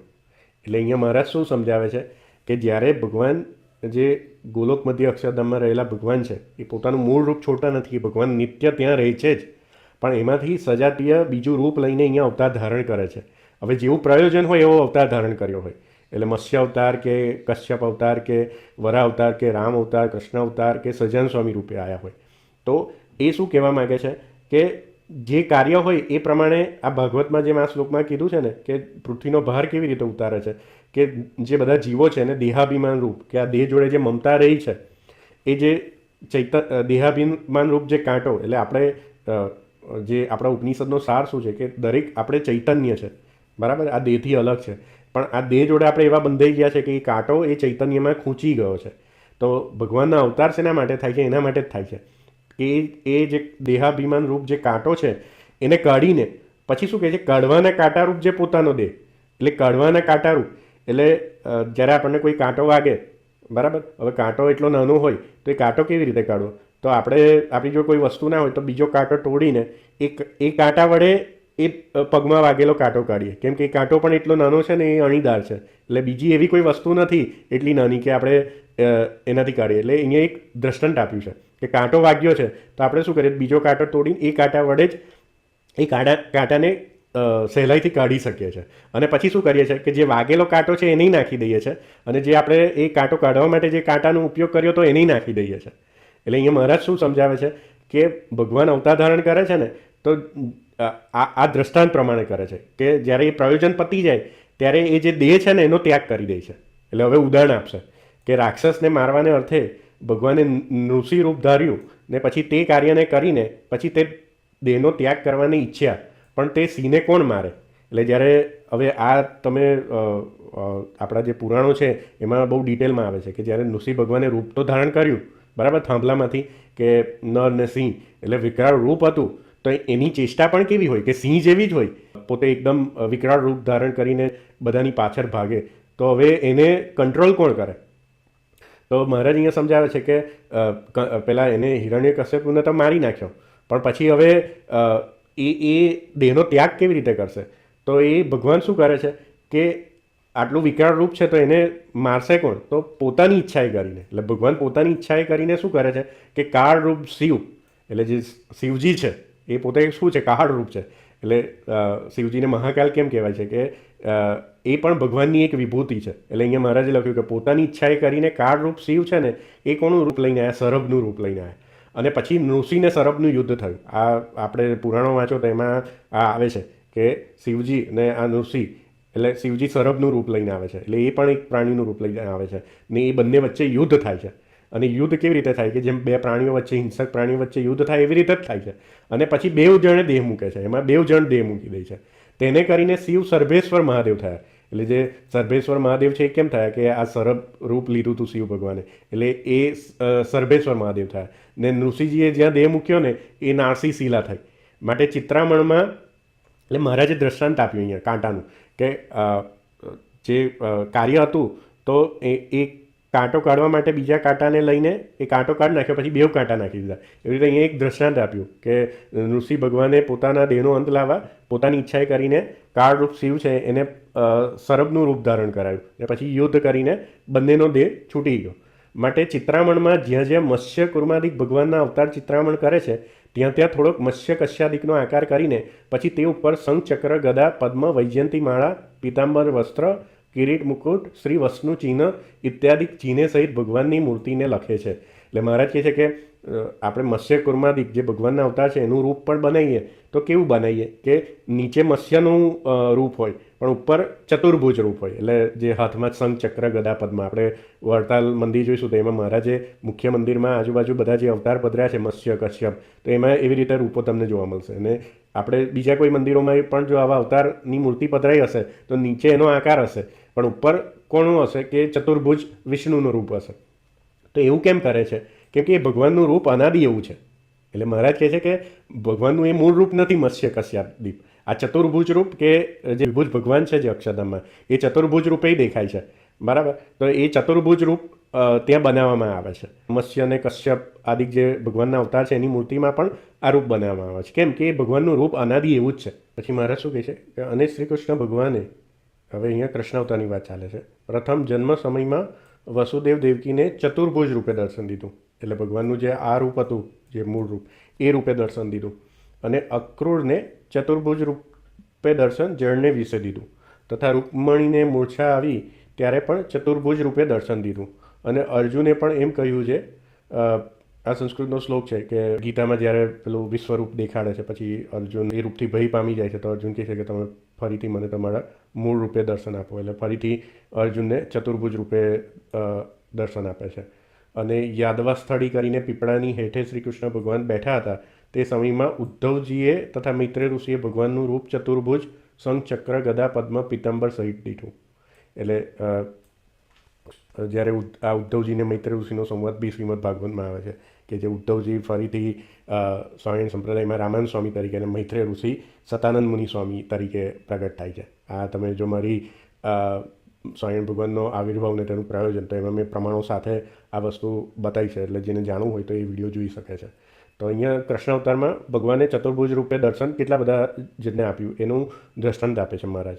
અને પછી મહારાજ શું કહે છે કે શ્રી કૃષ્ણ ભગવાન તો શ્યામ હતા. એટલે જ્યારે મનુષ્ય આકારે થયા કૃષ્ણ અવતારમાં ત્યારે ભગવાન કેવા હતા? શ્યામ હતા. ને તેનું રૂપ તો કોટી કામને લજ્જા પમાડે એવું કહ્યું છે. એટલે શાસ્ત્રમાં તો કેવું કહ્યું છે ભગવાનનું રૂપ કે એ તો કોટી કામને લજ્જા પમાડે એવું છે.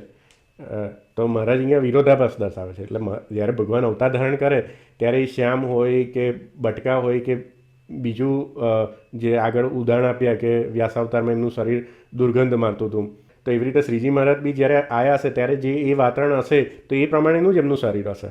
પણ ભગવાનને રૂપાળા કેમ કહ્યા છે, કે એમનું રૂપ એવું કેમ કહ્યું છે કે કોટી કામને લજ્જા મળે એવું કેમ કહ્યું છે? તો મહારાજ અહીંયા દ્રષ્ટાંત આપે છે કે એવા મનુષ્ય જેવા જણાય છે તેને વિશે જે પૂર્વ કહ્યો એવો પ્રકાશ ને સુખ તે સર્વે રહ્યા છે. એટલે મહારાજે આગળ જે અક્ષરધામના ભગવાનનું જે વર્ણન કર્યું ને કે સચ્ચિદાનંદમય રૂપ ને અનંત કોટી સૂર્યનો પ્રકાશ એવો પ્રકાશ, એટલે મહારાજ કહે છે કે ભલે એ મનુષ્ય જેવા દેખાય છે પણ એના વિશે એ જે બધું ઐશ્વર્ય અને પ્રકાશ બધું રહ્યું છે. હવે મહારાજ ઇમ્પોર્ટન્ટ લાઈન કહે છે કે તે જેને ધ્યાન ધારણા ને સમાધિ, ધ્યાન ધારણા ને સમાધિનું અંગ હોય તેને એની એ મૂર્તિ તે જ કોટી કોટી સૂર્યના પ્રકાશે યુક્ત દેખાય છે. એટલે જે સમાધિ સુધી પહોંચી શક્યા છે ને એ વ્યક્તિઓ જ્યારે ભગવાન અવતાર ધારણ કરે ને ત્યારે પણ એનું રૂપ જે અક્ષરધામમાં દિવ્ય છે ને એવો પ્રકાશ એ દેખી શકે છે એ ભગવાનની મૂર્તિમાં. કોણ? તો જે ધ્યાન ધારણા અને સમાધિ સિદ્ધ પુરુષો હોય એ લોકો, નહીં કે બીજા કોઈ પ્રાકૃત, એમાં બધા આવી ગયા, ગૃહસ્થ ત્યાગી કોઈ બી આવી ગયા. જ્યાં સુધી એ લોકો ધ્યાન ધારણા અને સમાધિ સુધી નથી પહોંચ્યા ત્યાં સુધી ભગવાન ભલે અવતાર ધારણ કરે ત્યાં સુધી પણ એમને એ મનુષ્ય જેવા પ્રાકૃત જ દેખાય છે. પણ મસાલ દીવાનું કામ પડતું નથી. અને એવો એ પ્રકાશ ભગવાનને વિશે છે ને તે નથી દેખાતો, એ તો ભગવાનની એવી ઈચ્છા છે. એટલે ક્યારેક ભગવાનની ઈચ્છા ના હોય તો ના પણ દેખાય. અને જો ઈચ્છા હોય ભગવાનને તો ભલે સમાધિ ના હોય તો પણ એને કૃપાએ કરીને એવો પ્રકાશ દેખાડે પોતાની ઈચ્છાએ કરીને. એટલે મહારાજ કહે છે કે ભગવાન ઈચ્છે જે એવો પ્રકાશવાન હું આ ભક્તને દેખાવ તો તે પ્રકાશયુક્ત એવી એ મૂર્તિને દેખે છે, એવી જ મૂર્તિને દેખે છે. એટલે અહીંયા શ્રી કૃષ્ણ ભગવાનનું ઉદાહરણ આપ્યું ને કે બધાને ચતુર્ભુજ રૂપે દર્શન આપ્યા, કે જે અક્ષરધામમાં ભગવાન ક્યારેક ચતુર્ભુજ રૂપે પણ થાય છે. એ મૂર્તિના દર્શન આપ્યા શ્રી કૃષ્ણ ભગવાને બધાને, તો એ કૃપા કરીને આપ્યા. માટે જેને ભગવાનનો નિશ્ચય હોય તે તો એમ સમજે જે ગોલોક, વૈકુંઠ, શ્વેતદ્વીપ, બ્રહ્મપુર. હવે અહીંયા મહારાજે વચનમાં ઘણી જગ્યાએ આવી રીતે ભગવાનના ધામનો ઉલ્લેખ કર્યો છે. હવે ધામમાં બધા ઘણા ભેદ કરતા હોય છે, પણ અહીંયા મુખ્ય શબ્દ ભગવાન શું વાપરે છે કે ભગવાનના ધામ છે, આ બીજા કોઈના ધામ નથી, એ જ ભગવાનના ધામ છે. પણ અલગ અલગ એ આપણે સમજવાનું છે. એ મેં ગોલોક મધ્ય અક્ષરધામ એ સિરીઝમાં આ બધી વસ્તુ ડિટેલમાં સમજાઈ છે. એટલે એ સિરીઝ પણ તમે જોશો એટલે આ વસ્તુ સમજાઈ જશે કે અહીંયા જે વૈકુંઠ ને શ્વેતદ્વીપ છે એ પ્રાકૃત ધામની અંદર, એટલે પ્રકૃતિની અંદર આવેલા ધામ છે. એ પણ ભગવાનના જ છે. પણ જ્યારે ભગવાન માયાનો સ્વીકાર કરીને વિભૂતિ તરીકે આવે છે ત્યારે એ ધામોમાં ત્યાં બિરાજમાન રહી છે. એટલે શ્વેતદ્વીપ ને વૈકુંઠ, અહીંયા રમા વૈકુંઠની વાત ચાલે છે. અને ગોલોક ને બ્રહ્મપુર એ અલગ નથી. ગોલોક મધ્ય બ્રહ્મપુર કે ગોલોક મધ્ય અક્ષરધામ, એટલે મહારાજે બે શબ્દ અલગ અલગ કેમ વાપર્યા છે કે આપણે ધામ વર્ણન ચાતુરીમાં સમજ્યા કે ગોલોક ધામ છે તો એમાં શ્રી કૃષ્ણ ભગવાન ક્યાં બિરાજમાન રહે છે? કે સેન્ટરમાં કે જ્યાં તેજના વિશે અક્ષરબ્રહ્મ તેજના વિશે રાધાકૃષ્ણનું મંદિર છે ત્યાં આગળ શ્રી કૃષ્ણ ભગવાન બિરાજમાન રહે છે અને ત્યાં એમની સેવારૂપ જે કર્મ છે એ ત્યાં જ પ્રાપ્ત થાય છે. બાકી બીજે બધે ગોલોકમાં બધા ભગવાન બધે બિરાજમાન રહે છે, પણ ત્યાં રાસ છે, બીજી બધી ભગવાનની લીલાઓ ચાલતી હોય છે, પણ જે સેવારૂપ કર્મ છે એ ક્યાં ચાલે છે? તો જ્યાં સેન્ટરમાં શ્રી કૃષ્ણ ભગવાન બિરાજે છે ત્યાં. એટલે મહારાજે ભગવાનની સાપેક્ષતા એટલે ભગવાનની મૂર્તિ જે મધ્યમાં છે એની સાપેક્ષતાએ સુખ વર્ણવ્યું છે. એટલે ગોલોક કરતાં બ્રહ્મપુરનું સુખ વધારે છે એવું કેમ વર્ણન કરવામાં આવ્યું છે કે ગોલોક ને બ્રહ્મપુર એક જ ધામ છે, પણ મધ્યમાં જ્યાં મૂર્તિ ભગવાનની બિરાજે છે તો એની સાપેક્ષતાએ સુખ કીધેલું છે. એટલે બધી જગ્યાએ અલગ અલગ શબ્દો વાપરેલા છે, પણ ગોલોક ને બ્રહ્મપુર એ એક જ ભગવાનનું ધામ છે. અને જે બ્રહ્મપુર છે એને વૈકુંઠ પણ કહેવાય છે, પણ પ્રકૃતિથી અંદર આવેલું છે એને પણ વૈકુંઠ કહેવાય છે. એટલે મહારાજે અહીંયા બધા ભગવાનના ધામનો ઉલ્લેખ કર્યો છે. એટલે એ ધામના જે ઐશ્વર્ય, સમૃદ્ધિ તથા પાર્ષદ તેને સહિત એ ભગવાન છે. હવે આ વસ્તુ પણ ખાસ વાંચજો. જે બધા સર્વોપરીના નામે કૃષ્ણ ભગવાનને એકદમ નીચે બતાવે છે ને એ લોકો માટે બી આ વસ્તુ વાંચવાની જરૂર છે. કે અહીંયા મહારાજે શું કીધું કે ભગવાનની ઈચ્છા થાય ને તો એને ભગવાન જ્યારે મનુષ્ય થાય ત્યારે પણ એ મૂર્તિમાં એને કેવી રીતે કે આ જે ધામના જે ઐશ્વર્ય છે ને, હવે જો અલગ અલગ ભગવાનના ધામ હોય તો એ ભગવાનની મૂર્તિમાં કેમ દેખાય? એટલે મહારાજની મૂર્તિમાં જ્યારે મહારાજ દર્શન કરાવતા હતા તો ખાલી બ્રહ્મપુરનું દર્શન કરાવે ને, પણ જે પ્રાકૃત ધામો પણ એ જ ભગવાનના છે, બરાબર? તો એ બધા ધામના જે ઐશ્વર્ય અને પાર્ષદ એ ભગવાન અને એમની સેવાના કરતલ તો રાધિકા, લક્ષ્મી આદિ છે. એટલે મહારાજ શું કહે છે કે આ બ્રહ્મપુરમાં આપણે ધામ વર્ણન ચાતુરીમાં જોયું કે ભગવાન શ્રી કૃષ્ણ રૂપે બિરાજે છે ને એમની નિત્ય શક્તિ રાધા અને રમા અને બીજી સખીઓના નામ પણ આવે છે. એ તમે ધામ વર્ણન ચાતુરી જોઈ લો, ધામનું વર્ણન, પછી નિષ્કુળાન સ્વામી રચિત ભક્ત ચિંતામણી જોઈ લો, પુરુષોત્તમ પ્રકાશ જોઈ લો. એ બધામાં આ જ રીતે વર્ણન કરેલું છે કે અક્ષરધામમાં ભગવાન શ્રી કૃષ્ણ રૂપે બિરાજમાન છે, એમના નિત્ય શક્તિ રાધિકા, લક્ષ્મી. વચનામૃત પથારો વાંચો, એમાં પણ આ જ વર્ણન છે. શિક્ષાપત્રી પહેલો શ્લોક વાંચો. ભગવાન જ્યારે પોતાના સ્વસ્વરૂપનું પણ ધ્યાન કરે છે તો કેવું ધ્યાન કરે છે? વામે યશ્ય સ્થિતા રાધા, એટલે રાધિકા લક્ષ્મી સહિત જ ધ્યાન કરે છે. એટલે જ્યારે શ્રીજી મહારાજની મૂર્તિમાં પણ જ્યારે દિવ્ય રૂપે કોઈને દર્શન આપતા હતા મહારાજ, તો પોતે શ્રી કૃષ્ણ રૂપે રાધિકા, લક્ષ્મી સહિત અને બીજા પાર્ષદો સહિત દર્શન આપતા હતા. જે આજે બધા બધું ફેરબદલ કરવા માંડ્યો છે ને કે ના ભાઈ મહારાજ તો સિંહાસન પર બેઠા છે ને મહારાજ હતા ને આજુબાજુ, મહારાજે ક્યારેય એવી રીતે દર્શન નહીં આપ્યા. તમે આખું સત્સંગી જીવન વાંચી લો, મહારાજે જ્યારે મૂર્તિમાં તેજ એટલે અક્ષરધામ સહિત દર્શન આપ્યા છે તો કેવા ભગવાનનું સ્થાન છે એ તેજ સહિત ભગવાને દર્શન આપ્યા છે ને એમાં રાધિકા, લક્ષ્મી ને ધર્મમૂર્તિ અને બીજા પાર્ષદો સહિત બધા ભક્તોને દર્શન આપેલા છે. એટલે આ બધી વસ્તુઓ તમને આજે ઢાંકવામાં આવે છે. કેમ ઢાંકવામાં આવે છે? કે આજે અનેક મતો ને પંથો બધા અલગ અલગ પોતપોતાના સિદ્ધાંતો લઈને બેઠા છે. હવે તમે આ જે વસ્તુ વાંચશો ને આ વસ્તુ તમે સ્વીકારશો તો એ લોકોનો મત તો ખંડન થઈ જશે ત્યાં આગળ. એટલે તમને એ આ વાતો કોઈ દિવસ તમારી આગળ કરશે જ નહીં. અને અહીંયા મહારાજે શું કીધું કે બ્રહ્મપુર ધામમાં પણ સેવાના કરતલ કોણ છે? રાધિકા અને લક્ષ્મી આદિ છે. એવા પરમ ભાવે સહિત ભગવાનને દેખે છે. અને જે મૂળ છે તે માણસ જેવા દેખે છે. તે શ્રી કૃષ્ણ ભગવાને ગીતામાં કહ્યું છે. એટલે જે મૂળ હોય ને એ માણસ જેવા. એટલે જે એવું કહે છે ને કે ના ભાઈ અક્ષરધામમાં ખાલી શ્રીજી મહારાજ રૂપે છે. મહારાજ કહે છે કે આ બધા દ્રષ્ટાંતો આપીને શું સમજાયું કે જ્યારે મનુષ્ય આકાર આવે છે તો એ કોઈ કાર્ય માટે આવે છે, પણ ભગવાનનું રૂપ કેવું છે કે આ જે દિવ્ય આગળ સમજાયું ને એના પાર્ષદો કોણ છે? રાધિકા અને લક્ષ્મી આદિ બીજા બધા પાર્ષદો છે. એ મહારાજ અહીંયા મુખ્ય સમજાવવા માગે છે. એટલે આપણે એ સમજવાનું છે. હવે મહારાજ શું કહે છે કે શ્રી કૃષ્ણ ભગવાને ગીતામાં કહ્યું છે. શું કહ્યું છે આગળ જોઈએ. આ ગીતાનો શ્લોક છે કે ઔજાનંતી માં મૂઢા માનુષી તનુમાં શ્રીતમ. એટલે શ્રી કૃષ્ણ ભગવાન અર્જુનને કહે છે કે જે મૂળ છે ને તે ભગવાનના એવા પરમ ભાવને જાણ્યા વિના ભગવાનને વિશે પોતાના જેવા મનુષ્ય ભાવને પાઠે છે. એટલે જ્યારે કૃષ્ણ અવતાર હતો તો એમાં પણ કૃષ્ણ ભગવાન સામાન્ય બધા માણસ જેવા બધાને ભગવાન જેવા દેખાતા હોત તો યુદ્ધ જ કેમ થાત? કૌરવો યુદ્ધ જ શું કામ કરે? પણ બધાને જેમ એ મનુષ્ય હતા એવી રીતે મનુષ્ય જ દેખાતા હતા. અર્જુનને પણ દર્શન આપ્યું અને આટલું બધું જ્ઞાન આપ્યું ત્યારે એને ઓળખાણ થઈ ભગવાનની.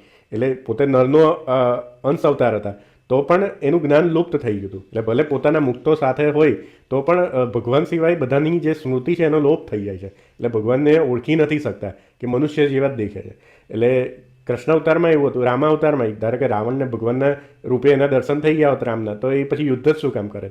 પણ એને સામાન્ય મનુષ્ય જેવા જ લાગતા હતા. જ્યારે હનુમાનજી આદિ જે બીજા બધા વાનરો હતા, વિભીષણ હતા, એ લોકોને ભગવાનના રૂપે એમના દર્શન થયા. એટલે એમને દિવ્ય ભાવ આવ્યો કે આ મનુષ્ય સામાન્ય મનુષ્ય નથી પણ આ સાક્ષાત પરબ્રહ્મ પરમાત્મા છે. એવી રીતે અર્જુનને પણ પરબ્રહ્મનો ભાવ આવ્યો કે આ સાક્ષાત પરમાત્મા છે કે તે મનુષ્ય ભાવ તે શું, એટલે પહેલાં મનુષ્ય ભાવ સમજાવે છે કે જ્યારે ભગવાન અવતાર ધારણ કરે ત્યારે એમાં મનુષ્ય ભાવ કેવો આવે છે, તો કામ, આપણામાં જે બધું છે કે કામ છે, ક્રોધ છે, લોભ છે, મોહ છે, મદ, મત્સર, આશા, તૃષ્ણા, એ બધા જે અંતઃકરણના ભાવ છે, તથા હાડ, ચામ, મળ, મૂત્રાદિક તથા જન્મ, મરણ, બાળ, યૌવન, વૃદ્ધ, એ સર્વે જે દેહના ભાવ છે, એટલે અંતઃકરણના ભાવ અને બાહ્યકરણ એટલે દેહના ભાવ, એ જેટલા છે ને ઇત્યાદિક જે મનુષ્ય ભાવ તે સર્વ ભાવને ભગવાનને વિશે પઠે છે. કેમ કે મનુષ્ય આકારે થયા તો જેમ મહારાજે આગળ ઉદાહરણ આપ્યું ને કે નરસિંહ થયા હતા તો સિંહની જેવી એમની પ્રવૃત્તિ હતી, તો એને મારે કોણ, એટલે એટલા વિકરાળ લાગતા હતા. તો જ્યારે મનુષ્ય રૂપે થાય ત્યારે એ જે પરિસ્થિતિમાં જે વાતાવરણમાં એમનો જન્મ થયો હોય અથવા જે કુટુંબમાં એમનો જન્મ થયો હોય તો એના જે બધા જે ગુણો છે એ ભગવાનના શરીરમાંય હોય, બરાબર. એનું શરીર કેવું દેખાય છે બધું એના પર ડિપેન્ડ હોય. પણ મહારાજ શું સમજવા માગે છે કે જે મૂળ મનુષ્ય છે ને એ જે મનુષ્ય આકારે ભગવાન થયા છે કે રામ અવતારમાં કે કૃષ્ણ અવતારમાં કે આપણે શ્રીજી મહારાજના રૂપમાં, કે જ્યારે એ મનુષ્ય રૂપે થયા ભગવાન, તો એમાં જે કામ, ક્રોધ, લોભ, એ જે આપણા જે બધા ભાવ છે કે આપણને એવું લાગે કે આ તો માણસ જેવા જ છે ને, આપણી જેવી જ ક્રિયા કરે છે કે દરરોજ મળમૂત્ર કરે છે, પછી એ જન્મ્યાય ખરા અને પછી એમનું મરણ પણ થઈ ગયું, તો એ બધા કેવા દેહના ભાવ હતા. ને કામ, ક્રોધ બધું ભગવાન દેખાડે, તો એ બધા અંતઃકરણના ભાવ, એટલે બધું આપણને એવું થાય છે કે આ તો આપણા જેવા જ છે. માટે એવા ભાવનો પરટનારો જે હોય તેને ભગવાનના નિશ્ચય જેવું જણાય છે, પણ તેનો નિશ્ચય કાચો છે. એટલે અત્યારે પણ બધા નહીં કે ગીતાના પ્રવચન કરતા હોય પણ શ્રી કૃષ્ણ ભગવાનને મહાપુરુષ તરીકે માને કે એક ઇન્ટેલેક્ચ્યુઅલ પર્સન હતા, પણ એનામાં ભગવાનપણાનો ભાવ ના આવે. એટલે જેને ભક્તિ હોય એને જે ગીતા વાંચતો હોય ત્યારે એવું થાય કે આ સ્વયં ભગવાન બોલે છે. નહીં તો ગીતા એમાં જે પ્રવચન કરનારા એક્સપર્ટ હોય એ ગીતા પર આખું પ્રવચન કરે પણ કૃષ્ણ ભગવાનને ભગવાન તરીકે ના સ્વીકારે. એવા સ્વામિનારાયણ સંપ્રદાયમાં અનેક મતપંથો છે. ગીતા પર આખો સિદ્ધાંત બનાવશે પણ કૃષ્ણ ભગવાને જે આ વસ્તુ કીધી છે, જે મહારાજે આ ગીતાનો શ્લોક લઈને જ બતાવ્યું કે જે અર્જુનને કહે છે કે તું જે મૂળ મનુષ્ય છે મારા મનુષ્ય ભાવ પઠે છે પણ હું સ્વયં પુરુષોત્તમ પરબ્રહ્મ પરમાત્મા છું, એવો નિશ્ચય આ શ્લોકથી સમજાવે છે. અને મહારાજ એ શ્લોક લઈને આ ઉદાહરણ આપે છે. એટલે મહારાજ પછી આ શ્લોકનું ઉદાહરણ લઈને કેમ આપે છે કે એ પોતે કૃષ્ણ જ ફરીથી શ્રીજી મહારાજ તરીકે આવ્યા છે, એટલે પોતાના ભક્તોને ઉપદેશ આપવા માટે પણ ફરીથી આ દ્રષ્ટાંત આપે છે, જેવું અર્જુનને આપ્યું હતું કે પોતે મનુષ્ય ભાવે દેખાય છે પણ અને મહારાજના બધા નંદ સંતો હતા, એટલે મહારાજના શિષ્યો હતા, એટલે બધાને નિશ્ચય થયો હતો કે ભાઈ ભગવાન છે આ, પણ મનુષ્ય ભાવ દેખીને એટલે મનુષ્ય જેવી ક્રિયાઓ દેખીને એ નિશ્ચયમાં કાચપ રહી જાય કે ભાઈ આ તો મનુષ્ય જેવા જ દેખાય છે. એટલે મહારાજ શું કહે છે કે એ જરૂર સત્સંગમાંથી પડશે. અને એ ભગવાન તો પરમ દિવ્ય મૂર્તિ છે ને ભગવાનને વિશે તો એ મનુષ્ય ભાવનો લેસ નથી. એટલે મહારાજ એવું કહે છે કે ભગવાને ભલે મનુષ્ય અવતાર ધારણ કર્યો છે એટલે પણ ભગવાનમાં મનુષ્ય ભાવ છે જ નથી, એ તો પરમ દિવ્ય મૂર્તિ છે. માટે એ ભગવાનમાંથી મનુષ્ય ભાવ ટાળીને હવે કેવી રીતે ભગવાનનો ભાવ લાવવાનો એ પણ કહે છે મહારાજ કે મનુષ્ય આકારે જ્યારે ભગવાન મળે તો પહેલાં દેવ ભાવ લાવવો, પછી બ્રહ્માદિક જેવા છે એવા ભાવ લાવો, પછી પ્રધાન પુરુષ, પછી પ્રકૃતિ પુરુષ, પછી અક્ષરનો ભાવ આવે અને પછી અક્ષરાતીત એવા જે પુરુષોત્તમ તેનો ભાવ આવે. એ મહારાજ દ્રષ્ટાંત આપે છે કે વ્રજના ગોપને આશ્ચર્યરૂપ શ્રી કૃષ્ણ ભગવાનના ચરિત્ર દેખીને પ્રથમ દેવ ભાવ આવ્યો. એટલે જે કૃષ્ણ અવતારમાં બાળ રૂપે બધા ચરિત્રો બતાવ્યા, જે અસુરોનો બધો સંવાદ, તો બધા એમના જે મિત્રોને બધું આશ્ચર્ય થતું હતું, એટલે એમને એવું લાગ્યું કે કંઈક આ દેવી પુરુષ છે. પછી જે ગર્ગાચાર્ય હતા એને એમના જે વચન સાંભળીને એમને એવું થયું કે નહીં આ તો ફક્ત કોઈ દેવ નહીં પણ આ તો સ્વયં નારાયણ છે, એવો ભાવ આવ્યો. પછી એમ કહ્યું કે તમે તો નારાયણ છો માટે અમને તમારું ધામ દેખાડો, ત્યારે અક્ષરધામ દેખાડ્યું. મારા શું કહે છે કે કૃષ્ણ અવતારમાં ભગવાને અક્ષરધામ દેખાડ્યું. હવે શ્રીમદ ભાગવતમાં કેવી રીતે વૈકુંઠ ધામ આવે છે, તો અહીંયા અક્ષરધામ, તો આમાં ઘણા લોકો પોતાની બુદ્ધિ દોડાવતા હોય છે કે આ તો મહારાજે ખાલી શબ્દ વાપર્યો છે પણ અક્ષરધામ નહીં દે. અરે એ શ્રી કૃષ્ણ ભગવાન પરબ્રહ્મ પરમાત્મા જ છે ને એ શ્રી કૃષ્ણ ભગવાનનું જ અક્ષરધામ છે. એને વૈકુંઠ કહો, ગોલોક કહો કે અક્ષરધામ કહો, એટલે જે અક્ષરધામને વૈકુંઠ શબ્દથી પણ કીધેલું છે. આ ગોપાલ સ્વામીની ભાગવતની ટીકા વાંચો, ગોપાલ સ્વામી અષ્ટાંગ યોગી હતા. હમણાં કીધું ને કે જે સમાધિ વાળા પુરુષો એ તો સાક્ષાત ભગવાનને જેવા જેવા દેખે. એટલે એમને આ જે શ્રીમદ ભાગવતની ટીકા લખી છે ને જે દસમ સ્કંદની, તેમાં આ પ્રસંગનો ઉલ્લેખ આવે છે તો ત્યાં એવી રીતે જ લખે છે કે આ જે વૈકુંઠ કીધું એ ગોલોક વચ્ચે વર્તતું અક્ષરધામ છે, એવી રીતે જ લખ્યું છે એમને ટીકામાં. પણ એ તમને કોઈ આજના જે અલગ અલગ દિશામાં તમને રવાડે ચડાવે છે ને એ લોકો ક્યારેય એ ગ્રંથોનો અભ્યાસ નહીં કરે, કેમ કે એમાંથી એમના મતને એનું ખંડન થઈ જશે. એટલે પોતાની પ્રોડક્ટ ખોટી થાય તો એવું વસ્તુ તમને શું કામ બતાવશે. પણ અહીંયા મહારાજે કેમ અક્ષરધામ શબ્દ વાપર્યો કે ભલે શ્રીમદ ભાગવતમાં એ વૈકુંઠ શબ્દ વાપર્યો છે પણ એ અક્ષરધામ જ દેખાડ્યું હતું એમને.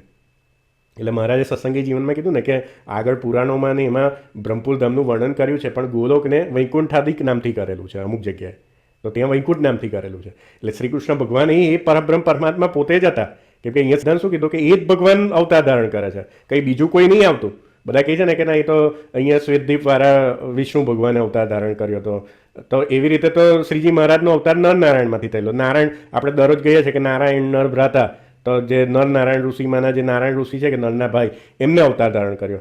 તો આપણે શું બદ્રિકાશ્રમ સુધી જ આપણી ગતિ છે? એવું નહીં, એ બધી ભગવાનની વિભૂતિઓ છે. એટલે એ વિભૂતિ થકી ભગવાન અવતાર ધારણ કરે. પણ કયા ભગવાન અવતાર ધારણ કરે છે? અક્ષરધામમાં રહેલા જે મૂળ રૂપે દ્વિભુજ મુરલીધર ભગવાન છે એ જ અવતાર ધારણ કરે છે, બીજું કોઈ નહીં કરતું.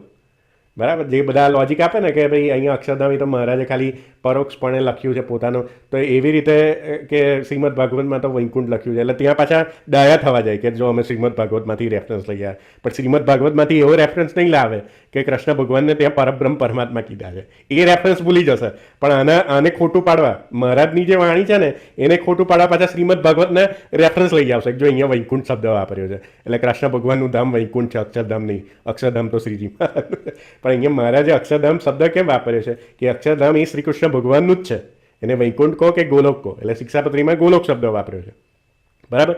આ બધું સમજશો નહીં તો એલફેલ લોકો તમને કોઈ પણ સિદ્ધાંત સમજાવી શકે છે વચનામૃતના વાક્યોથી પણ. એટલે બધા મૂળ શિક્ષાપત્રીને પકડી રાખવાની છે. શિક્ષાપત્રીને સત્સંગી જીવન એને પકડી રાખશો અને એ વસ્તુ દરરોજ વાંચશો ને એટલે તમને કોઈ દિવસ ભ્રમ નહીં થાય. એટલે પછી એના સમન્વયથી તમે આ બધી વાતો સમજી શકશો. એટલે મહારાજે શું કીધું કે શ્રી કૃષ્ણ ભગવાને પોતાનું અક્ષરધામ દેખાડ્યું. એટલે અક્ષરધામ દેખાડ્યું એટલે જે દિવ્ય રૂપ છે અક્ષરધામ દેખાડ્યું એટલે શું કે અક્ષરબ્રહ્મ તેજ ગોલોક મધ્ય આવેલું ને એમાં એમનું દિવ્ય સ્વરૂપ દેખાડ્યું. ત્યારે એમને ભગવાનના વિશે જે દિવ્ય ભાવ છે એનો પૂરો નિશ્ચય, એવી રીતે ભગવાનના વિશે જેને દિવ્ય ભાવ છે તેને પૂરો નિશ્ચય જાણો. એટલે મહારાજ શું કહે છે કે મનુષ્ય ક્યારે આવે, ભલે તમને ભગવાન દેખાડતા નથી અથવા તમારી સ્થિતિ એવી થઈ નથી, પણ જ્યારે શાસ્ત્ર કરીને ઓળખાણ થાય અથવા ભગવાનની કૃપાથી ઓળખાણ થાય કે આ મનુષ્ય ક્યારે બીજા કોઈ નહીં પણ ભગવાન છે, તો એમાં નિશ્ચય કેવો રાખવો કે આ જે મૂળ રૂપે ભગવાન રહેલા છે ને એ જ પોતે સાક્ષાત છે. અને એમ કહે છે કે આને પ્રથમ ભગવાનનો નિશ્ચય નહોતો ને હવે થયો. તે શું એ પ્રથમ ભગવાનને નહોતો દેખતો તો હતો પણ મનુષ્ય ભાવે સહિત દેખતો હતો. એટલે કોઈ બી ભગવાનના અવતાર છે, મનુષ્ય જેવું ચરિત્ર વાંચે એટલે રામાયણ વાંચે તો રામ ભગવાનનું મનુષ્ય ચરિત્ર વાંચે તો સંશય થઈ જાય. કૃષ્ણ ભગવાનનું મનુષ્ય જેવું ચરિત્ર વાંચે, જે બધા ચરિત્રોમાં જે રાસલીલાનું ચરિત્ર વાંચે ને એટલે ભલો હોય એને શંકા થાય. કેમ કે પરીક્ષિત રાજાની શંકા થઈ હતી, તો મહારાજે જ એનું સમાધાન કર્યું છે કે પરીક્ષિતની જેમ આપણે વિમુખની પંક્તિમાં નહીં પડવાનું, કેમ કે એ ભગવાન હતા, સ્વયં પરમાત્મા હતા. એટલે એમાં એ દોષભાવ નહીં પરટવાનો, એમાં દિવ્ય ભાવ રાખવાનો. કે પછી મહારાજ એનું આખું લોજિકલ રીઝન આપે છે કે પોતે કામદેવનો ગર્વ હરવા માટે એ લીલા કરી હતી. એટલે એ તમે બીજા વચનામૃતમાં એ ડિટેલથી વાંચી શકો છો. એટલે એવી રીતે મહારાજને પણ બધા દેખતા હતા, તો મહારાજ પોતાનો પણ નિશ્ચય કરવા માગે છે કે પહેલાં હતો ને હવે નથી. તો એવું નહીં, એને પહેલાં હતો નિશ્ચય પણ મનુષ્ય ભાવ સહિત દેખતો હતો, અને જ્યારે દિવ્ય ભાવે સહિત દર્શન કર્યું ત્યારે એને નિશ્ચય થયો જાણો. એટલે જ્યારે એને દિવ્ય ભાવે સહિત દર્શન કર્યું ને ત્યારે એને નિશ્ચય થાય છે ભગવાનનો. એટલે જ્યાં સુધી મનુષ્ય આકારે દેખાય છે ત્યાં સુધી ભલે નહીં ગમે તેટલું કહે કે મને દ્રઢ નિશ્ચય છે, પણ તોય એને શંકા કુશંકા તો રહ્યા જ કરે છે. પણ જ્યારે એ અક્ષરધામના મૂળ સ્વરૂપે ભગવાન દર્શન આપે છે એને, અને આવી રીતે સત્સંગી જીવનમાં વાંચો તો મહારાજે કેવી રીતે દર્શન આપ્યા છે કે અક્ષરધામના તેજ વિશે ધર્મમૂર્તિ સાથે, રાધા લક્ષ્મી સાથે, અને આવી રીતે વાંસળી વગાડતા. આ મૂળ રૂપે આ ભગવાનનું મૂળ રૂપ છે. શ્રીજી મહારાજનું મૂળ રૂપ આ છે, શ્રી કૃષ્ણ. આ વસ્તુ ખાસ સમજવાનું છે કે ભગવાન મૂળ રૂપે દર્શન આપે ને ત્યારે એને દિવ્ય ભાવ સહિત દર્શન થાય ત્યારે એને પાક્કો નિશ્ચય થાય છે કે આ ભગવાન છે. જ્યારે ભગવાનને વિશે એવો દિવ્ય ભાવ ન સમજે ત્યારે એને વાતે વાતે ધોખો થાય ને ગુણ અવગુણ લીધા કરે છે, જે અનિકોનો પક્ષ. એટલે મહારાજ હવે ત્યારના સમયની પરિસ્થિતિને અનુલક્ષીને આ વાત કરે છે કે આના કોનો પક્ષ રાખે છે ને અમારો પક્ષ રાખતા નથી, તથા આને વધુ બોલાવે છે ને અમને નથી બોલાવતા, ને એના ઉપર વધુ હેત રાખે છે ને અમારી ઉપર નથી. એવી રીતે ગુણ અવગુણ પરખ્યા કરે. એટલે મહારાજ ત્યાંની કોઈ પરિસ્થિતિ હશે એને અનુલક્ષીને વાત કરે છે. તેને કરીને એનું અંતર દિવસે દિવસે પાછું પડીને અંતે તે વિમુખ થાય છે. માટે ભગવાનને વિશે તો મનુષ્ય ભાવ ન જ પરઠવો, અને ભગવાનના ભક્તને વિશે પણ મનુષ્ય. એટલે મહારાજ ત્યાંના ભક્તોનું મહિમા બી સમજાવે છે કે પ્રગટ ભગવાનની જેને પ્રાપ્તિ થઈ છે. એટલે મહારાજ પોતાના વખતની વાત કરે છે કે અત્યારે જે ભક્ત સમૂહ છે એમાં પણ મનુષ્ય ભાવ ન પરઠવો. કારણ જે દેહે કરીને તો ભગવાનના ભક્તોમાં કોઈ કાંધળો હોય, એટલે લૂલો હોય, કોળિયો હોય, બેરો હોય, વૃદ્ધ હોય, કુરૂપ હોય, પણ જ્યારે દેહ મૂકે ત્યારે શું ભગવાનના ધામમાં એવા આંધળા લૂલા જ રહે છે? એટલે આ પ્રાકૃત દેહ છોડીને ભગવાનના ધામમાં જાય તો એ બધાને એક ચૈતન્ય પ્રકૃતિથી નવું શરીર મળે છે. એટલે મહારાજ કહે કે નથી રહેતા, એ તો સર્વે મનુષ્યપણાના ભાવ છે, તેને મૂકીને દિવ્ય રૂપ થાય છે, બ્રહ્મરૂપ થાય છે. માટે હરિના ભક્તને વિશે પણ મનુષ્ય ભાવ ન પડઠાય તો પરમેશ્વરને વિશે કેમ પડઠાય? એટલે જેને પ્રગટ ભગવાન મળ્યા છે, એટલે શ્રીજી મહારાજ રૂપે એ બધા ભક્તોને ભગવાન મળ્યા હતા તો કેવા બધા હતા? અમુક લોકો આંધળા હોય, લૂલા હોય, તો એવું નહીં સમજવાનું કે ભાઈ આ લોકોને હવે પ્રાપ્તિ થશે તો આવા રહેશે. ના, એ બ્રહ્મરૂપ એટલે એમને જે ચૈતન્ય પ્રકૃતિ છે એ પ્રકૃતિથી દિવ્ય શરીર મળશે. એટલે કે એમનામાં મનુષ્ય ભાવ ના પઠાય તો ભગવાન મનુષ્યકારા થઈને આવ્યા છે તો એમાં થોડો પઠાય મનુષ્ય ભાવ. એ મહારાજ એવું લોજિકલી સમજાવે છે. અને મહારાજ શું કહે છે, આ જે વાત છે તે સૂજે તો આજ સમજો તો એટલી સમજવી છે, અને સૂજે તો 100 વર્ષે કરીને સમજો તો પણ એટલી સમજવી છે, અને આ વાત સમજીને એની દ્રઢતાની ગાંઠ પાડ્યા વિના છૂટકો નથી. માટે આ અમારી વાત છે તે સર્વે હરિભક્તને યાદ રાખીને પરસ્પર કરવી. અને જ્યારે કોઈને અણસમજણે કરીને ધોખો થાય ત્યારે તેને આ વાત કરીને ચેતાવી દેવો. અને આ જે અમારી વાર્તા છે તેને નિત્ય પ્રત્યે દિવસમાં એકવાર કરવી એમ અમારી આજ્ઞા છે. તેને ભૂલશોમાં, જરૂર ભૂલશોમાં. કેટલું મહારાજ ભાર દઈને કહે છે. એમ કહીને શ્રીજી મહારાજ સર્વે હરિભક્તને જય સ્વામિનારાયણ કહીને હસતા થતા પોતાને ઉતારે પધાર્યા. એટલે અહીંયા મહારાજ જે બોલતા હતા એ પૂરું થઈ ગયું. હવે આ ઉપસંહાર લખ્યો છે. એવી રીતે શ્રીજી મહારાજની વાર્તા સાંભળીને સર્વ સાધુ તથા સર્વ હરિભક્ત તે શ્રીજી મહારાજને સર્વ અવતારના કારણ અવતારી જાણીને દિવ્ય ભાવની અતિશય દ્રઢતા કરતા હવા. બરાબર. હવે આ જે છેલ્લી લાઈન વાંચશે ને એમાંથી લોકો અર્થના અનર્થ કરશે. કેમ કે અહીંયા શું લખ્યું કે શ્રીજી મહારાજને સર્વ અવતારના કારણ અવતાર. હવે આ જે આખું વચનામૃત વાંચ્યું એનો મહારાજે શું સમજાવ્યું? આ તો ઉપસંહાર છે. એટલે ઉપસંહાર ઘણી જગ્યાએ 4 નંદ સંતોએ લખ્યું છે કે કૃષ્ણ ભગવાનનો મહિમા આવે તો શું કહે કે ભાઈ એ કૃષ્ણ બીજા કોઈ નહીં પણ ભક્તિ ધર્મના પુત્ર એ શ્રીજી મહારાજ જ છે. એવી રીતે એકતા કરે છે કૃષ્ણ ભગવાનને શ્રીજી મહારાજ વચ્ચે. એવી રીતે ઘણી જગ્યાએ નંદ સંતોએ જેને સંપાદન કર્યું છે એને ઉપસંહાર લખ્યા છે. બરાબર. પણ આપણે જેમ આગળ વાત કરીને કે ભાઈ આમાં બી ક્ષેપક વાક્યો ઉમેરી શકાય છે. તો આજે એવી રીતે શ્રીજી મહારાજની વાર્તા સાંભળીને સર્વ સાધુ તથા હરિભક્તને શ્રીજી મહારાજને વિશે દિવ્ય ભાવ સમજાયો કે ભાઈ આ બીજું કોઈ નહીં પણ જે અક્ષરધામના જે અવતારી છે એ પોતે જ આ અવતાર ધારણ કરીને આવ્યા છે.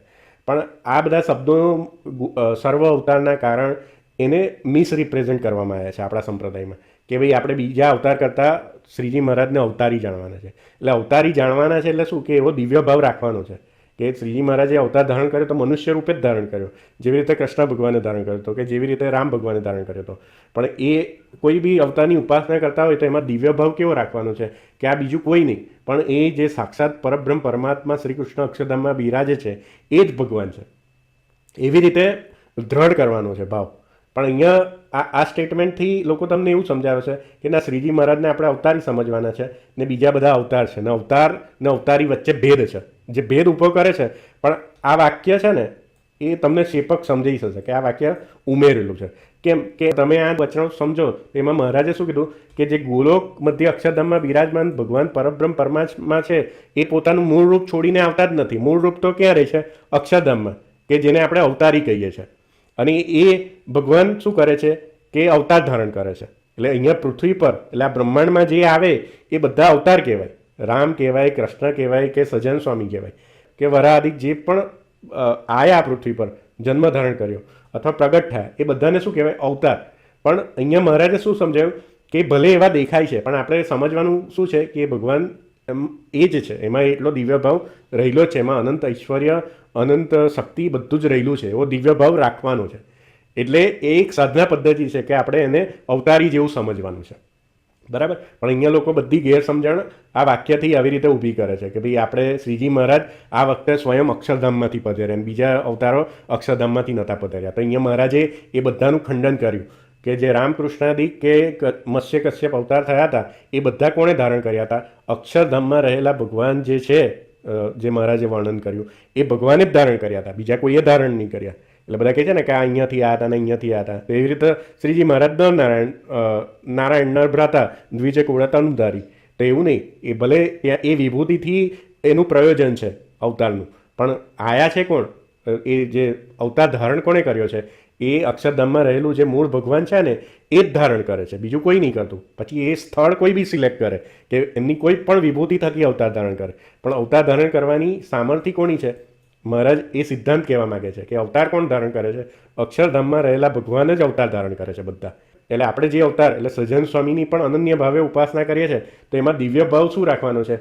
કેમ કે આપણને આપણા સંપ્રદાયમાં મૂળ રૂપ સિલેક્ટ કરી દીધું છે. ત્યારે બીજા સંપ્રદાયમાં જાઓ તો ત્યાં એમાં મૂળ રૂપ જે અવતારની ઉપાસના કરતા હશે એના જેવું માનતા હશે.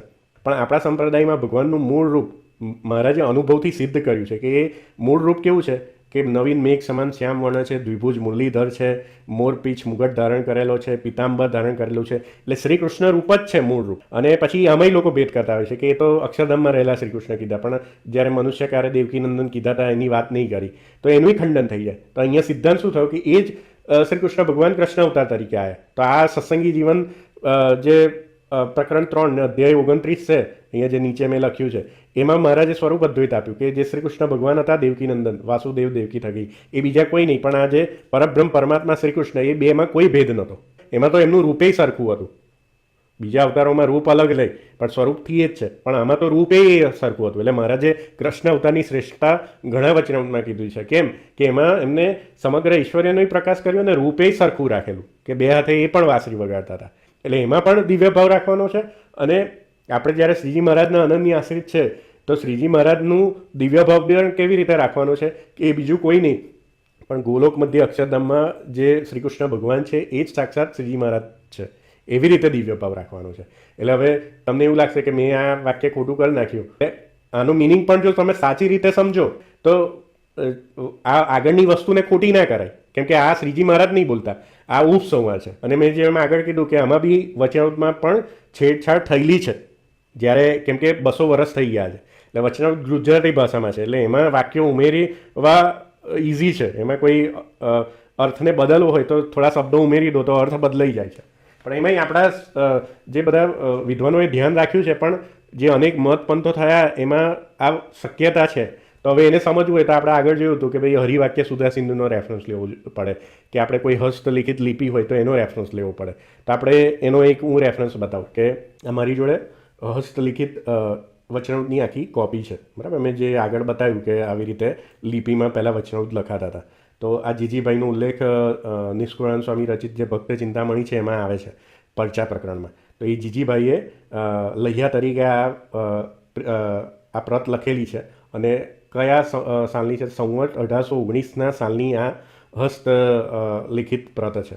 તો એમાં આપણે આ ચકાસીએ. એટલે આ અક્ષર ઉકેલવા અઘરા છે પણ મેં હાઇલાઇટ કરી રાખ્યું છે કે આ વચનામૃતની આ જે છેલ્લી લાઈન છે ને આ તમે અહીંયાથી વાંચો કે ક્યાં છે તો છે તે સર્વે હરિભક્તને યાદ રાખીને પરસ્પર કરવી.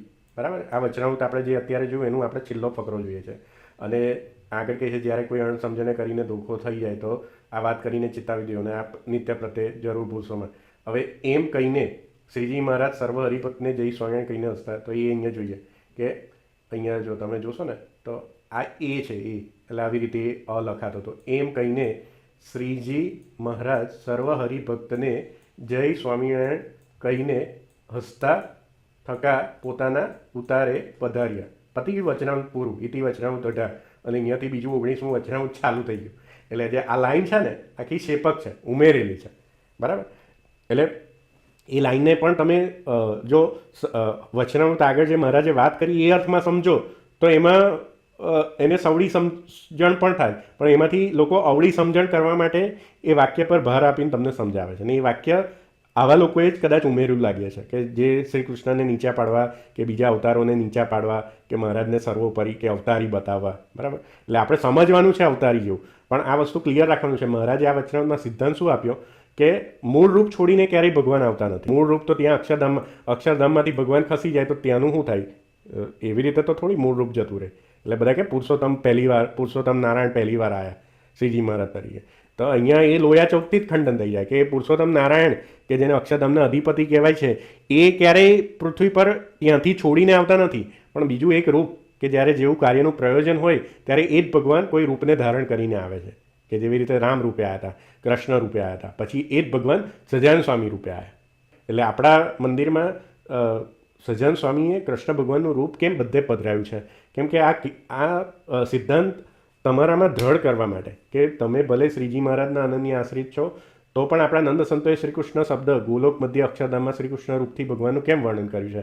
કેમ કે આપણી પ્રાપ્તિ પણ એ છે કે આપણને ભગવાન પ્રાપ્ત આવી રીતે થવાના છે, આ રૂપથી થવાના છે. હવે આ રૂપ પ્રત્યે તમને દ્વેષ હશે તો પછી તો વાત જ પૂરી થઈ ગઈ ને. તમે કયા રૂપે ભગવાનને પ્રાપ્ત થશો? અને અહીંયા જ બધી ગડબડ ગોઠાવા ચાલે છે. બધા જેટલા બી નવા નવા સંપ્રદાયને મત પંથો છે જે મૂળભૂત શાસ્ત્રોને ભૂલી ગયા છે ને કે ભાઈ ના આપણે અનંતની ઉપાસના કરવાની, એટલે જ્યાં શ્રી કૃષ્ણ શબ્દ આવે ભૂસી કાઢવાનો, તો એ બધી અશુદ્ધ ઉપાસના જ થઈ ગઈ છે. એટલે મહારાજે શિક્ષાપત્રી એટલા માટે જ લખીને અને પછી એવું કીધું કે આમાં પાછા દૂષણ પણ ઘણા છે. જો આ વાતને હરકી સમજે નહીં તો દૂષણ પણ ઘણા છે. એ દૂષણ શું? તો એ દૂષણ હું તમને સમજાવું કે આજે જે સ્વામિનારાયણ સંપ્રદાયમાં જે આ સર્વોપરીના નામે જે બધું ચાલ્યું છે કે શ્રી કૃષ્ણ આપણે સ્વામિનારાયણ ભગવાન સર્વોપરી છે એટલે બીજા બધા અવતારોને અવતારી મોટા કહેવાય ને આમ કહેવાય, તો એવી રીતે અવતારને અવતારી વચ્ચે ભેદ કરો તો આ વચનાનું ખોટું પડી જાય. દિવ્ય ભાવ શું? કે અવતારમાં અવતારી ભાવ સમજવાનો છે. આ સિદ્ધાંત શું થયો કે જે અવતાર છે એમાં અવતારી ભાવ સમજવાનો છે. એટલે હું કૃષ્ણ ભગવાનની ઉપાસના કરું છું કૃષ્ણ રૂપથી, તો પણ એમાં અવતારી ભાવ સમજવાનો છે કે અક્ષરધામનું મૂળ ભગવાન જ છે. રામ રૂપે કરું છું તો એમાંય અવતારી ભાવ સમજવાનો છે. શ્રીજી મહારાજ રૂપે કરું છું તો એમાંય અવતારી ભાવ સમજવાનો છે. આ વચનામૃત સિદ્ધાંત થઈ ગયો. તો આમાં તમે અવતારી ભેદ કરવા જાઓ તો એ તો આ વચનામૃત પ્રમાણે જ ખોટું થાય છે. એટલે આમાં તો અવતારીનું ઐક્ય પણ સમજાયું. એટલે જે લોકો અત્યારે અક્કડયા થઈને કહે છે ને કે આ તો અવતારી છે ને, એટલે અવતારી શાસ્ત્રોમાં કીધા છે મહિમા સમજીને, એટલે આ દિવ્ય ભાવ સમજીને કીધા છે આપણા નંદ સંતોએ. એટલે એવું નહીં કે ભાઈ આ અવતારી છે એટલે બીજા બધા અવતારો અવતાર છે. એ અવતારની ઉપાસના કરતા હોય તો એને અવતારી સ્વરૂપ માનવાનું કે ભાઈ આપણે રામાનંદ સ્વામીના વખતથી બધા નંદ સંતો હશે તો બધાને રામાનંદ સ્વામીએ શ્રી કૃષ્ણનું સ્વરૂપ સેવા આપ્યું હશે. શ્રીજી મહારાજે કેટલા નંદ સંતોને જે કૃષ્ણ ભગવાનનું જે લાલજી સ્વરૂપ છે એ સેવા આપેલું છે. તો એ લોકો દરરોજ પૂજા કરતા જ હશે ને, તો મહારાજે શું કીધું છે કે સ્વરૂપ એવું માનવું, એ મૂર્તિમાં એવું માનવું કે આ અક્ષરધામના અધિપતિ સ્વયં ભગવાન અવતારી છે એવું માનવાનું. તો પછી શું એ લોકોએ એ મૂર્તિઓ નાખી દીધી હશે? તમે આજે પણ વડતાલમાં જાઓ, ગોપાલ સ્વામીના આસને જાઓ કે બીજા આસને જાઓ, તો એમાં આજે પણ એ લોકોએ કેવી રીતે કે જે શ્રી કૃષ્ણ રાધા અને જોડે હરિકૃષ્ણ મહારાજ, કેમ કે એ જ કૃષ્ણ ફરી અવતાર ધારણ કરીને સહજાનંદ સ્વામી રૂપે આવ્યા હતા.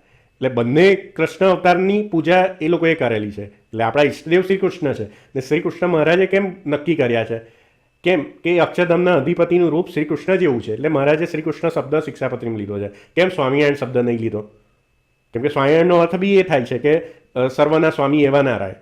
તો ત્યાં સ્વામિનારાયણ શબ્દ કેમ નહીં લીધો? શ્રી કૃષ્ણ, કેમ કે શાસ્ત્રમાં એ પરમાત્માને શ્રી કૃષ્ણથી ઉલ્લેખ થાય છે અને એમનું રૂપ પણ શ્રી કૃષ્ણ રૂપ છે. એટલે શ્રી કૃષ્ણ ને શ્રી કૃષ્ણ ભગવાનના અવતાર, એટલે બધા અવતાર પણ આવી ગયા. અને અવતાર ને અવતારી વચ્ચે આ વચનામૃતથી શું થયું? ઐક્ય થયું, અભિન્નતા થઈ. એટલે આપણે પણ શ્રીજી મહારાજની જે અનન્ય ભાવે ઉપાસના કરીએ છીએ તો આપણે એમની શ્રી કૃષ્ણ ભગવાનને વિશે એકતા કરવાની છે. એટલે આપણા મધ્ય મંદિરોમાં શ્રી કૃષ્ણના સ્વરૂપ પધરાયેલા છે. પણ હજુ બી એ જે બધા અજ્ઞાનીઓ માણસ છે ને એ લોકોને એ રૂપોમાં ભેદ દેખાય છે. એટલે મેં આ લાઈન નીચે લખેલી છે. નીચે તમે જોશો કે આ સત્સંગી જીવનમાં મહારાજ જ્યારે સ્વરૂપ અદ્વૈત સમજાવે છે તેમાં એમાં તો પોતાનું એક્ઝામ્પલ નહીં આપતા, એમાં તો કૃષ્ણ અવતાર દેવકીનંદનનું એક્ઝામ્પલ આપે છે કે આ દેવકીનંદન કૃષ્ણ એ જ પરબ્રહ્મ પરમાત્મા જે અક્ષરધામના અધિપતિ છે એમાં કોઈ ભેદ ના જાણવો ને એમાં જે ભેદ જાણે છે એ અસુરો છે. મહારાજે આવો શબ્દ વાપર્યો. એટલે જે લોકો કહે છે ને કે કૃષ્ણ ભગવાન અવતારી નહોતા, જે કૃષ્ણ અવતાર થયા એ તો આપણા અવતારી છે ને એ તો ખાલી અવતાર હતા, તો એ તો મહારાજે અસુરો કહી દીધા એને. આ મહારાજના વાક્યો છે. સત્સંગી જીવન આ પ્રકરણ 3 ને અધ્યાય 29 આ શ્લોક લખ્યો છે એ તમે વાંચજો. એમાં તો મહારાજે કહી દીધું છે કે એ શ્રી કૃષ્ણ ભગવાન અક્ષરધામના અધિપતિ ને કૃષ્ણ અવતારના જે મનુષ્ય આકારે થયેલા કૃષ્ણ એ બે વચ્ચે જે ભેદ જાણે છે ને એ અસુરો છે. એટલે તમને ભલે ગમે તેવા મોટા સંતો કે આ જે ભેદ સમજાવે છે ને તો તમને મહારાજની વાણી પર વિશ્વાસ હોવો જોઈએ કે મહારાજે એ લોકોને અસુરો કીધા છે. તો તમે કયા પક્ષમાં છો અત્યારે? કે અસુરના પક્ષમાં છો કે મહારાજના પક્ષમાં છો? એ વિચારવાની જરૂર છે આજે. કેમ કે અત્યારે ઘણું ખરું સંપ્રદાયમાં જે આ બધી અલગ અલગ બધી શું કહેવાય સર્વોપરીના કેફમાં બધી વાતો મનગઢત લખાઈ છે જે છેલ્લા 150 વર્ષમાં, એ લોકોએ આખા સંપ્રદાયના મૂળભૂત ઇતિહાસની શું કહેવાય પથારી ફેરવી કાઢી છે. આ શબ્દો થોડાક અઘરા છે પણ મૂળભૂત ગ્રંથોને દબાવવાનો પ્રયત્ન થઈ રહ્યો છે. એ શિક્ષાપત્રીને તો ગણતા જ નથી લોકો. કે એનું કારણ પણ આ છે કે ભાઈ હવે એ લોકોએ પોતાનો સિદ્ધાંત સ્થાપી દીધો છે, ફેલાઈ તો દીધો છે, પણ જો મૂળભૂત શાસ્ત્રો કોઈ વાંચશે તો એ બધાનું ખંડન થઈ જશે. અને જો એનો અર્થ બી સરખી રીતે કોઈ સમજશે વિવેક બુદ્ધિ વાપરીને, બધા જે શાસ્ત્રોનું સમન્વય કરીને સમજશે તો એ બધી જે દુકાનો ચાલુ થઈ છે એ બંધ થઈ જશે. એટલે મૂળભૂત શાસ્ત્રોની તમારી આગળ કોઈ નહીં લાવે. તો એ તો આપણી ફરજ છે કે ભાઈ આપણને મહારાજે જે આજ્ઞા કરી છે, જે શાસ્ત્રો 8 સત્શાસ્ત્રો જે વાંચવાની આજ્ઞા કરી છે, શિક્ષાપત્રીની વાંચવાની આજ્ઞા કરી છે, એ દરરોજ વાંચીશું તો જ આપણને એ મગજમાં ફિટ થશે અને પેલું ભૂસાશે ને આ વસ્તુ જે શ્રી મહારાજ કહેવા માગે છે એ સમજાશે. એટલે આ તમે જો વચન સમજો તો એમાંથી પણ આ બધા સિદ્ધાંતો જે મનગઢત છે કે ભાઈ અવતાર અલગ ને અવતારી અલગ, જો અવતાર ને અવતારી વચ્ચે ભેદ માન્યો તો તમે દિવ્ય ભાવ રાખ્યો જ નથી. તમે કોઈ બી અવતારની ઉપાસના કરો, કે શ્રીજી મહારાજ હોય કે કૃષ્ણ ભગવાન હોય કે રામ હોય, એટલે અવતારી વચ્ચે એકતાપણું થયું કે કોઈ બી અવતાર હોય તો એ ભલે મનુષ્યાકારે થયા છે પણ એમાં દિવ્ય ભાવ જ રાખો. આ એનું સાર થયો. ભલે આપણા સંપ્રદાયમાં શ્રી કૃષ્ણ ભગવાન ઈષ્ટદેવ છે, પણ કોઈ બીજા રામ ભગવાનને માનતું હોય તો એમાં પણ એને મનુષ્ય ભાવ નહીં રાખવાનો. થોડુંક લોજિક દોડાવો, તમે તમારી બુદ્ધિ થોડીક દોડાવો, શાસ્ત્રોની બુદ્ધિ દોડાવો, મહારાજે જે વાક્યો કીધા છે એના પર મનન કરો, તો બી તમારા આ બધા મનગઢત સિદ્ધાંતો છે ને એ બધા ખોટા થઈ જાય અને પછી જ તમને શિક્ષાપત્રી સમજાશે. એટલે મહારાજે શિક્ષાપત્રીમાં શ્રી કૃષ્ણ શબ્દ એટલે જ વાપર્યો છે કેમ કે એમને ખબર હશે કે આ ભવિષ્યમાં બધા અટ્ટાડાયો આવશે કે આ લોકો શ્રી કૃષ્ણ શબ્દ પૂછી કાઢશે, જે મારું મૂળ સ્વરૂપ છે. એટલે મહારાજનું ઇન્ટેન્શન એવો હશે કે ભાઈ મારું મૂળ સ્વરૂપનું જ્ઞાન જતું ના રહે એમાંથી. એટલે મહારાજે પાકા પાયે રાધાકૃષ્ણ પણ બધે પધરાયેલા છે, ગઢડામાં ગોપીનાથજી પધરાવી દીધા એમનું માપ લઈને જ, અને શિક્ષાપત્રી લખી દીધી છેલ્લે, કેમ કે એમને જોયું હશે કે આ બધું વાતોમાં ગડબડ ગોટાળા અત્યારથી ચાલુ થયા છે, એટલે ભવિષ્યમાં થઈ શકે છે. એટલે એને સાવધાન રૂપે જ એમને શિક્ષાપત્રી લખી છે, મને તો એવું જ લાગે છે. એટલે તમે આના પર વિચારશો તો તમને પણ એ વસ્તુ સમજાશે. તો આપણે આ વચનો જોયું, એમાંથી આપણને આ વસ્તુ જે અવતાર ને અવતારી એમાં કોઈ ભેદ નથી. અવતારી છે એ જ અવતાર ધારણ કરે છે, બીજું કોઈ અવતાર ધારણ નથી કરતું. અને એ દરેક અવતારમાં આપણે જે અવતારની ઉપાસના કરીએ એમાં અવતારીનું દિવ્ય ભાવ પણ રાખવાનું જ છે, કે એને અવતારી જેવું સમજવાનું છે. આપણે એવો દિવ્ય ભાવ રાખવાનો છે, કેમ કે એમાં અનંત ઐશ્વર્ય શક્તિ રહેલા જ છે, પણ એમને જેટલું કાર્યનું પ્રયોજન હતું એટલો કાર્યનો પ્રકાશ કર્યો. આ એક મહારાજે સ્વરૂપ અદ્વૈતનો સિદ્ધાંત આપ્યો આમાં. એટલે છેલ્લે ઉપસંહાર આપણે જોઈ લઈએ કે આ વચનોથી આપણે શું સમજ્યા. તો પહેલી વસ્તુ કે જે અક્ષરધામમાં ભગવાન છે એટલે એને અવતારી કહેવાય. એ પોતાના મૂળ રૂપનો ત્યાગ ક્યારેય નથી કરતા, પણ બીજું સજાતીય દ્વિતીય રૂપ લઈને જ્યારે જેવું કાર્ય કરવાનું હોય એ પ્રમાણે અવતારનું ધારણ કરે છે, મનુષ્યાદિકમાં કે પશુ કે પક્ષી યોનિમાં. એ એક વસ્તુ આપણે સમજ્યા. બીજી વસ્તુ શું સમજ્યા કે ભગવાનનું મૂળ રૂપ દ્વિભૂત શ્રી કૃષ્ણ સંપ્રદાયે સ્વીકારેલું છે. આમાં શ્રી કૃષ્ણ શબ્દ એવું ના આવ્યું, પણ મહારાજે દ્વિભુજ વર્ણન કર્યું. સચ્ચિદાનંદ છે, તેજોમય છે, પણ આપણે તમે બીજા વચનામૃત વાંચશો કે વચનામૃતનું પરથારો વાંચશો, નિષ્કુળાનંદ સ્વામીનું ભક્તિ ચિંતામણી વાંચશો, પુરુષોત્તમ પ્રકાશ વાંચશો, શિક્ષાપત્રી વાંચશો, અને ધામ વર્ણન ચાતુરી કે જે મુક્તાનંદ સ્વામીએ લખેલું છે, એમાં દરેકમાં જે અક્ષરધામનું વર્ણન આવે છે ત્યારે ભગવાનને શ્રી કૃષ્ણ રૂપે જ વર્ણન કરેલું છે. એટલે ભગવાનનું મૂળ રૂપ દ્વિભુજ અને શ્રી કૃષ્ણ એ ઉદ્ધવ સંપ્રદાય એટલે કે સ્વામિનારાયણ સંપ્રદાયે સ્વીકારેલું છે મૂળભૂત ગ્રંથોમાં. અને એ જ ભગવાન દરેક અવતાર ધારણ કરે છે. એટલે આ વચનામૃતમાં શું કીધું કે એ જ ભગવાન દરેક અવતાર ધારણ કરે છે, બીજું કોઈ અવતાર ધારણ નથી કરતું. અને મહારાજે શું સિદ્ધાંત સમજાયો, એ અવતાર મનુષ્યાદિક એટલે કે રામકૃષ્ણાદિક અવતાર તરીકે પ્રગટ થાય કે પછી મત્સ્ય કે કશ્યપાદિક અવતાર તરીકે પ્રગટ થાય. એ દરેક અવતારમાં દિવ્ય ભાવ કેવો રાખવાનો છે કે અવતારી જેવું જ સમગ્ર ઈશ્વર રહેલું છે. એટલે એમાં મનુષ્ય બુદ્ધિ નથી રાખવાની, પણ દિવ્ય ભાવ રાખવાનો છે. એટલે એ દરેક અવતાર માટે મહારાજે વાત કરી. અને એના પરથી આપણને શું સિદ્ધ થયું કે અવતારી અને અવતાર એ બંને વચ્ચે રૂપભેદ દેખાય છે, પણ સ્વરૂપથી કે શક્તિને સામર્થ્યથી કોઈ ભેદ નથી. અને આ જ સિદ્ધાંત મહારાજે સત્સંગી જીવનમાં પણ સ્વરૂપ અદ્વૈત એવી રીતે સિદ્ધાંત આપ્યો. આ આપણે જે વચનામૃત સમજ્યા એનો આ ઉપસંહાર થયો.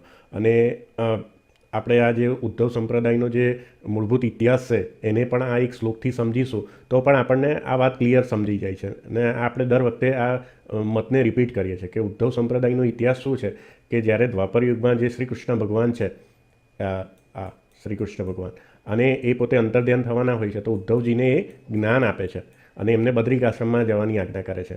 અને બદ્રિક આશ્રમમાં દુર્વાસા મુનિ થકી શાપથી ઉદ્ધવજી અને બીજા મરીચાદિક ઋષિ અને નરનારાયણ ઋષિના માતા પિતા ધર્મ અને મૂર્તિદેવી એ બધા ફરીથી જન્મ ધારણ કરે છે. અને નારાયણ ઋષિ રૂપે આ શ્રી કૃષ્ણ ફરીથી સહજાનંદ સ્વામી, એટલે ત્યારે પોતે વન વિચરણમાં એનું નામ નીલકંઠવણી હોય છે, તો ઉદ્ધવજી રામાનંદ સ્વામી રૂપે ફરી પ્રગટ થાય છે. એટલે આ જે શ્લોકમાં સમજાયું કે ભગવાન કૃષ્ણ દ્વારા પ્રભુત થયેલા ઉદ્ધવજી ફરીથી રામાનંદ સ્વામીના રૂપમાં તેમના આદેશ અનુસાર બ્રહ્માંડના લાભ માટે પ્રગટ થયા.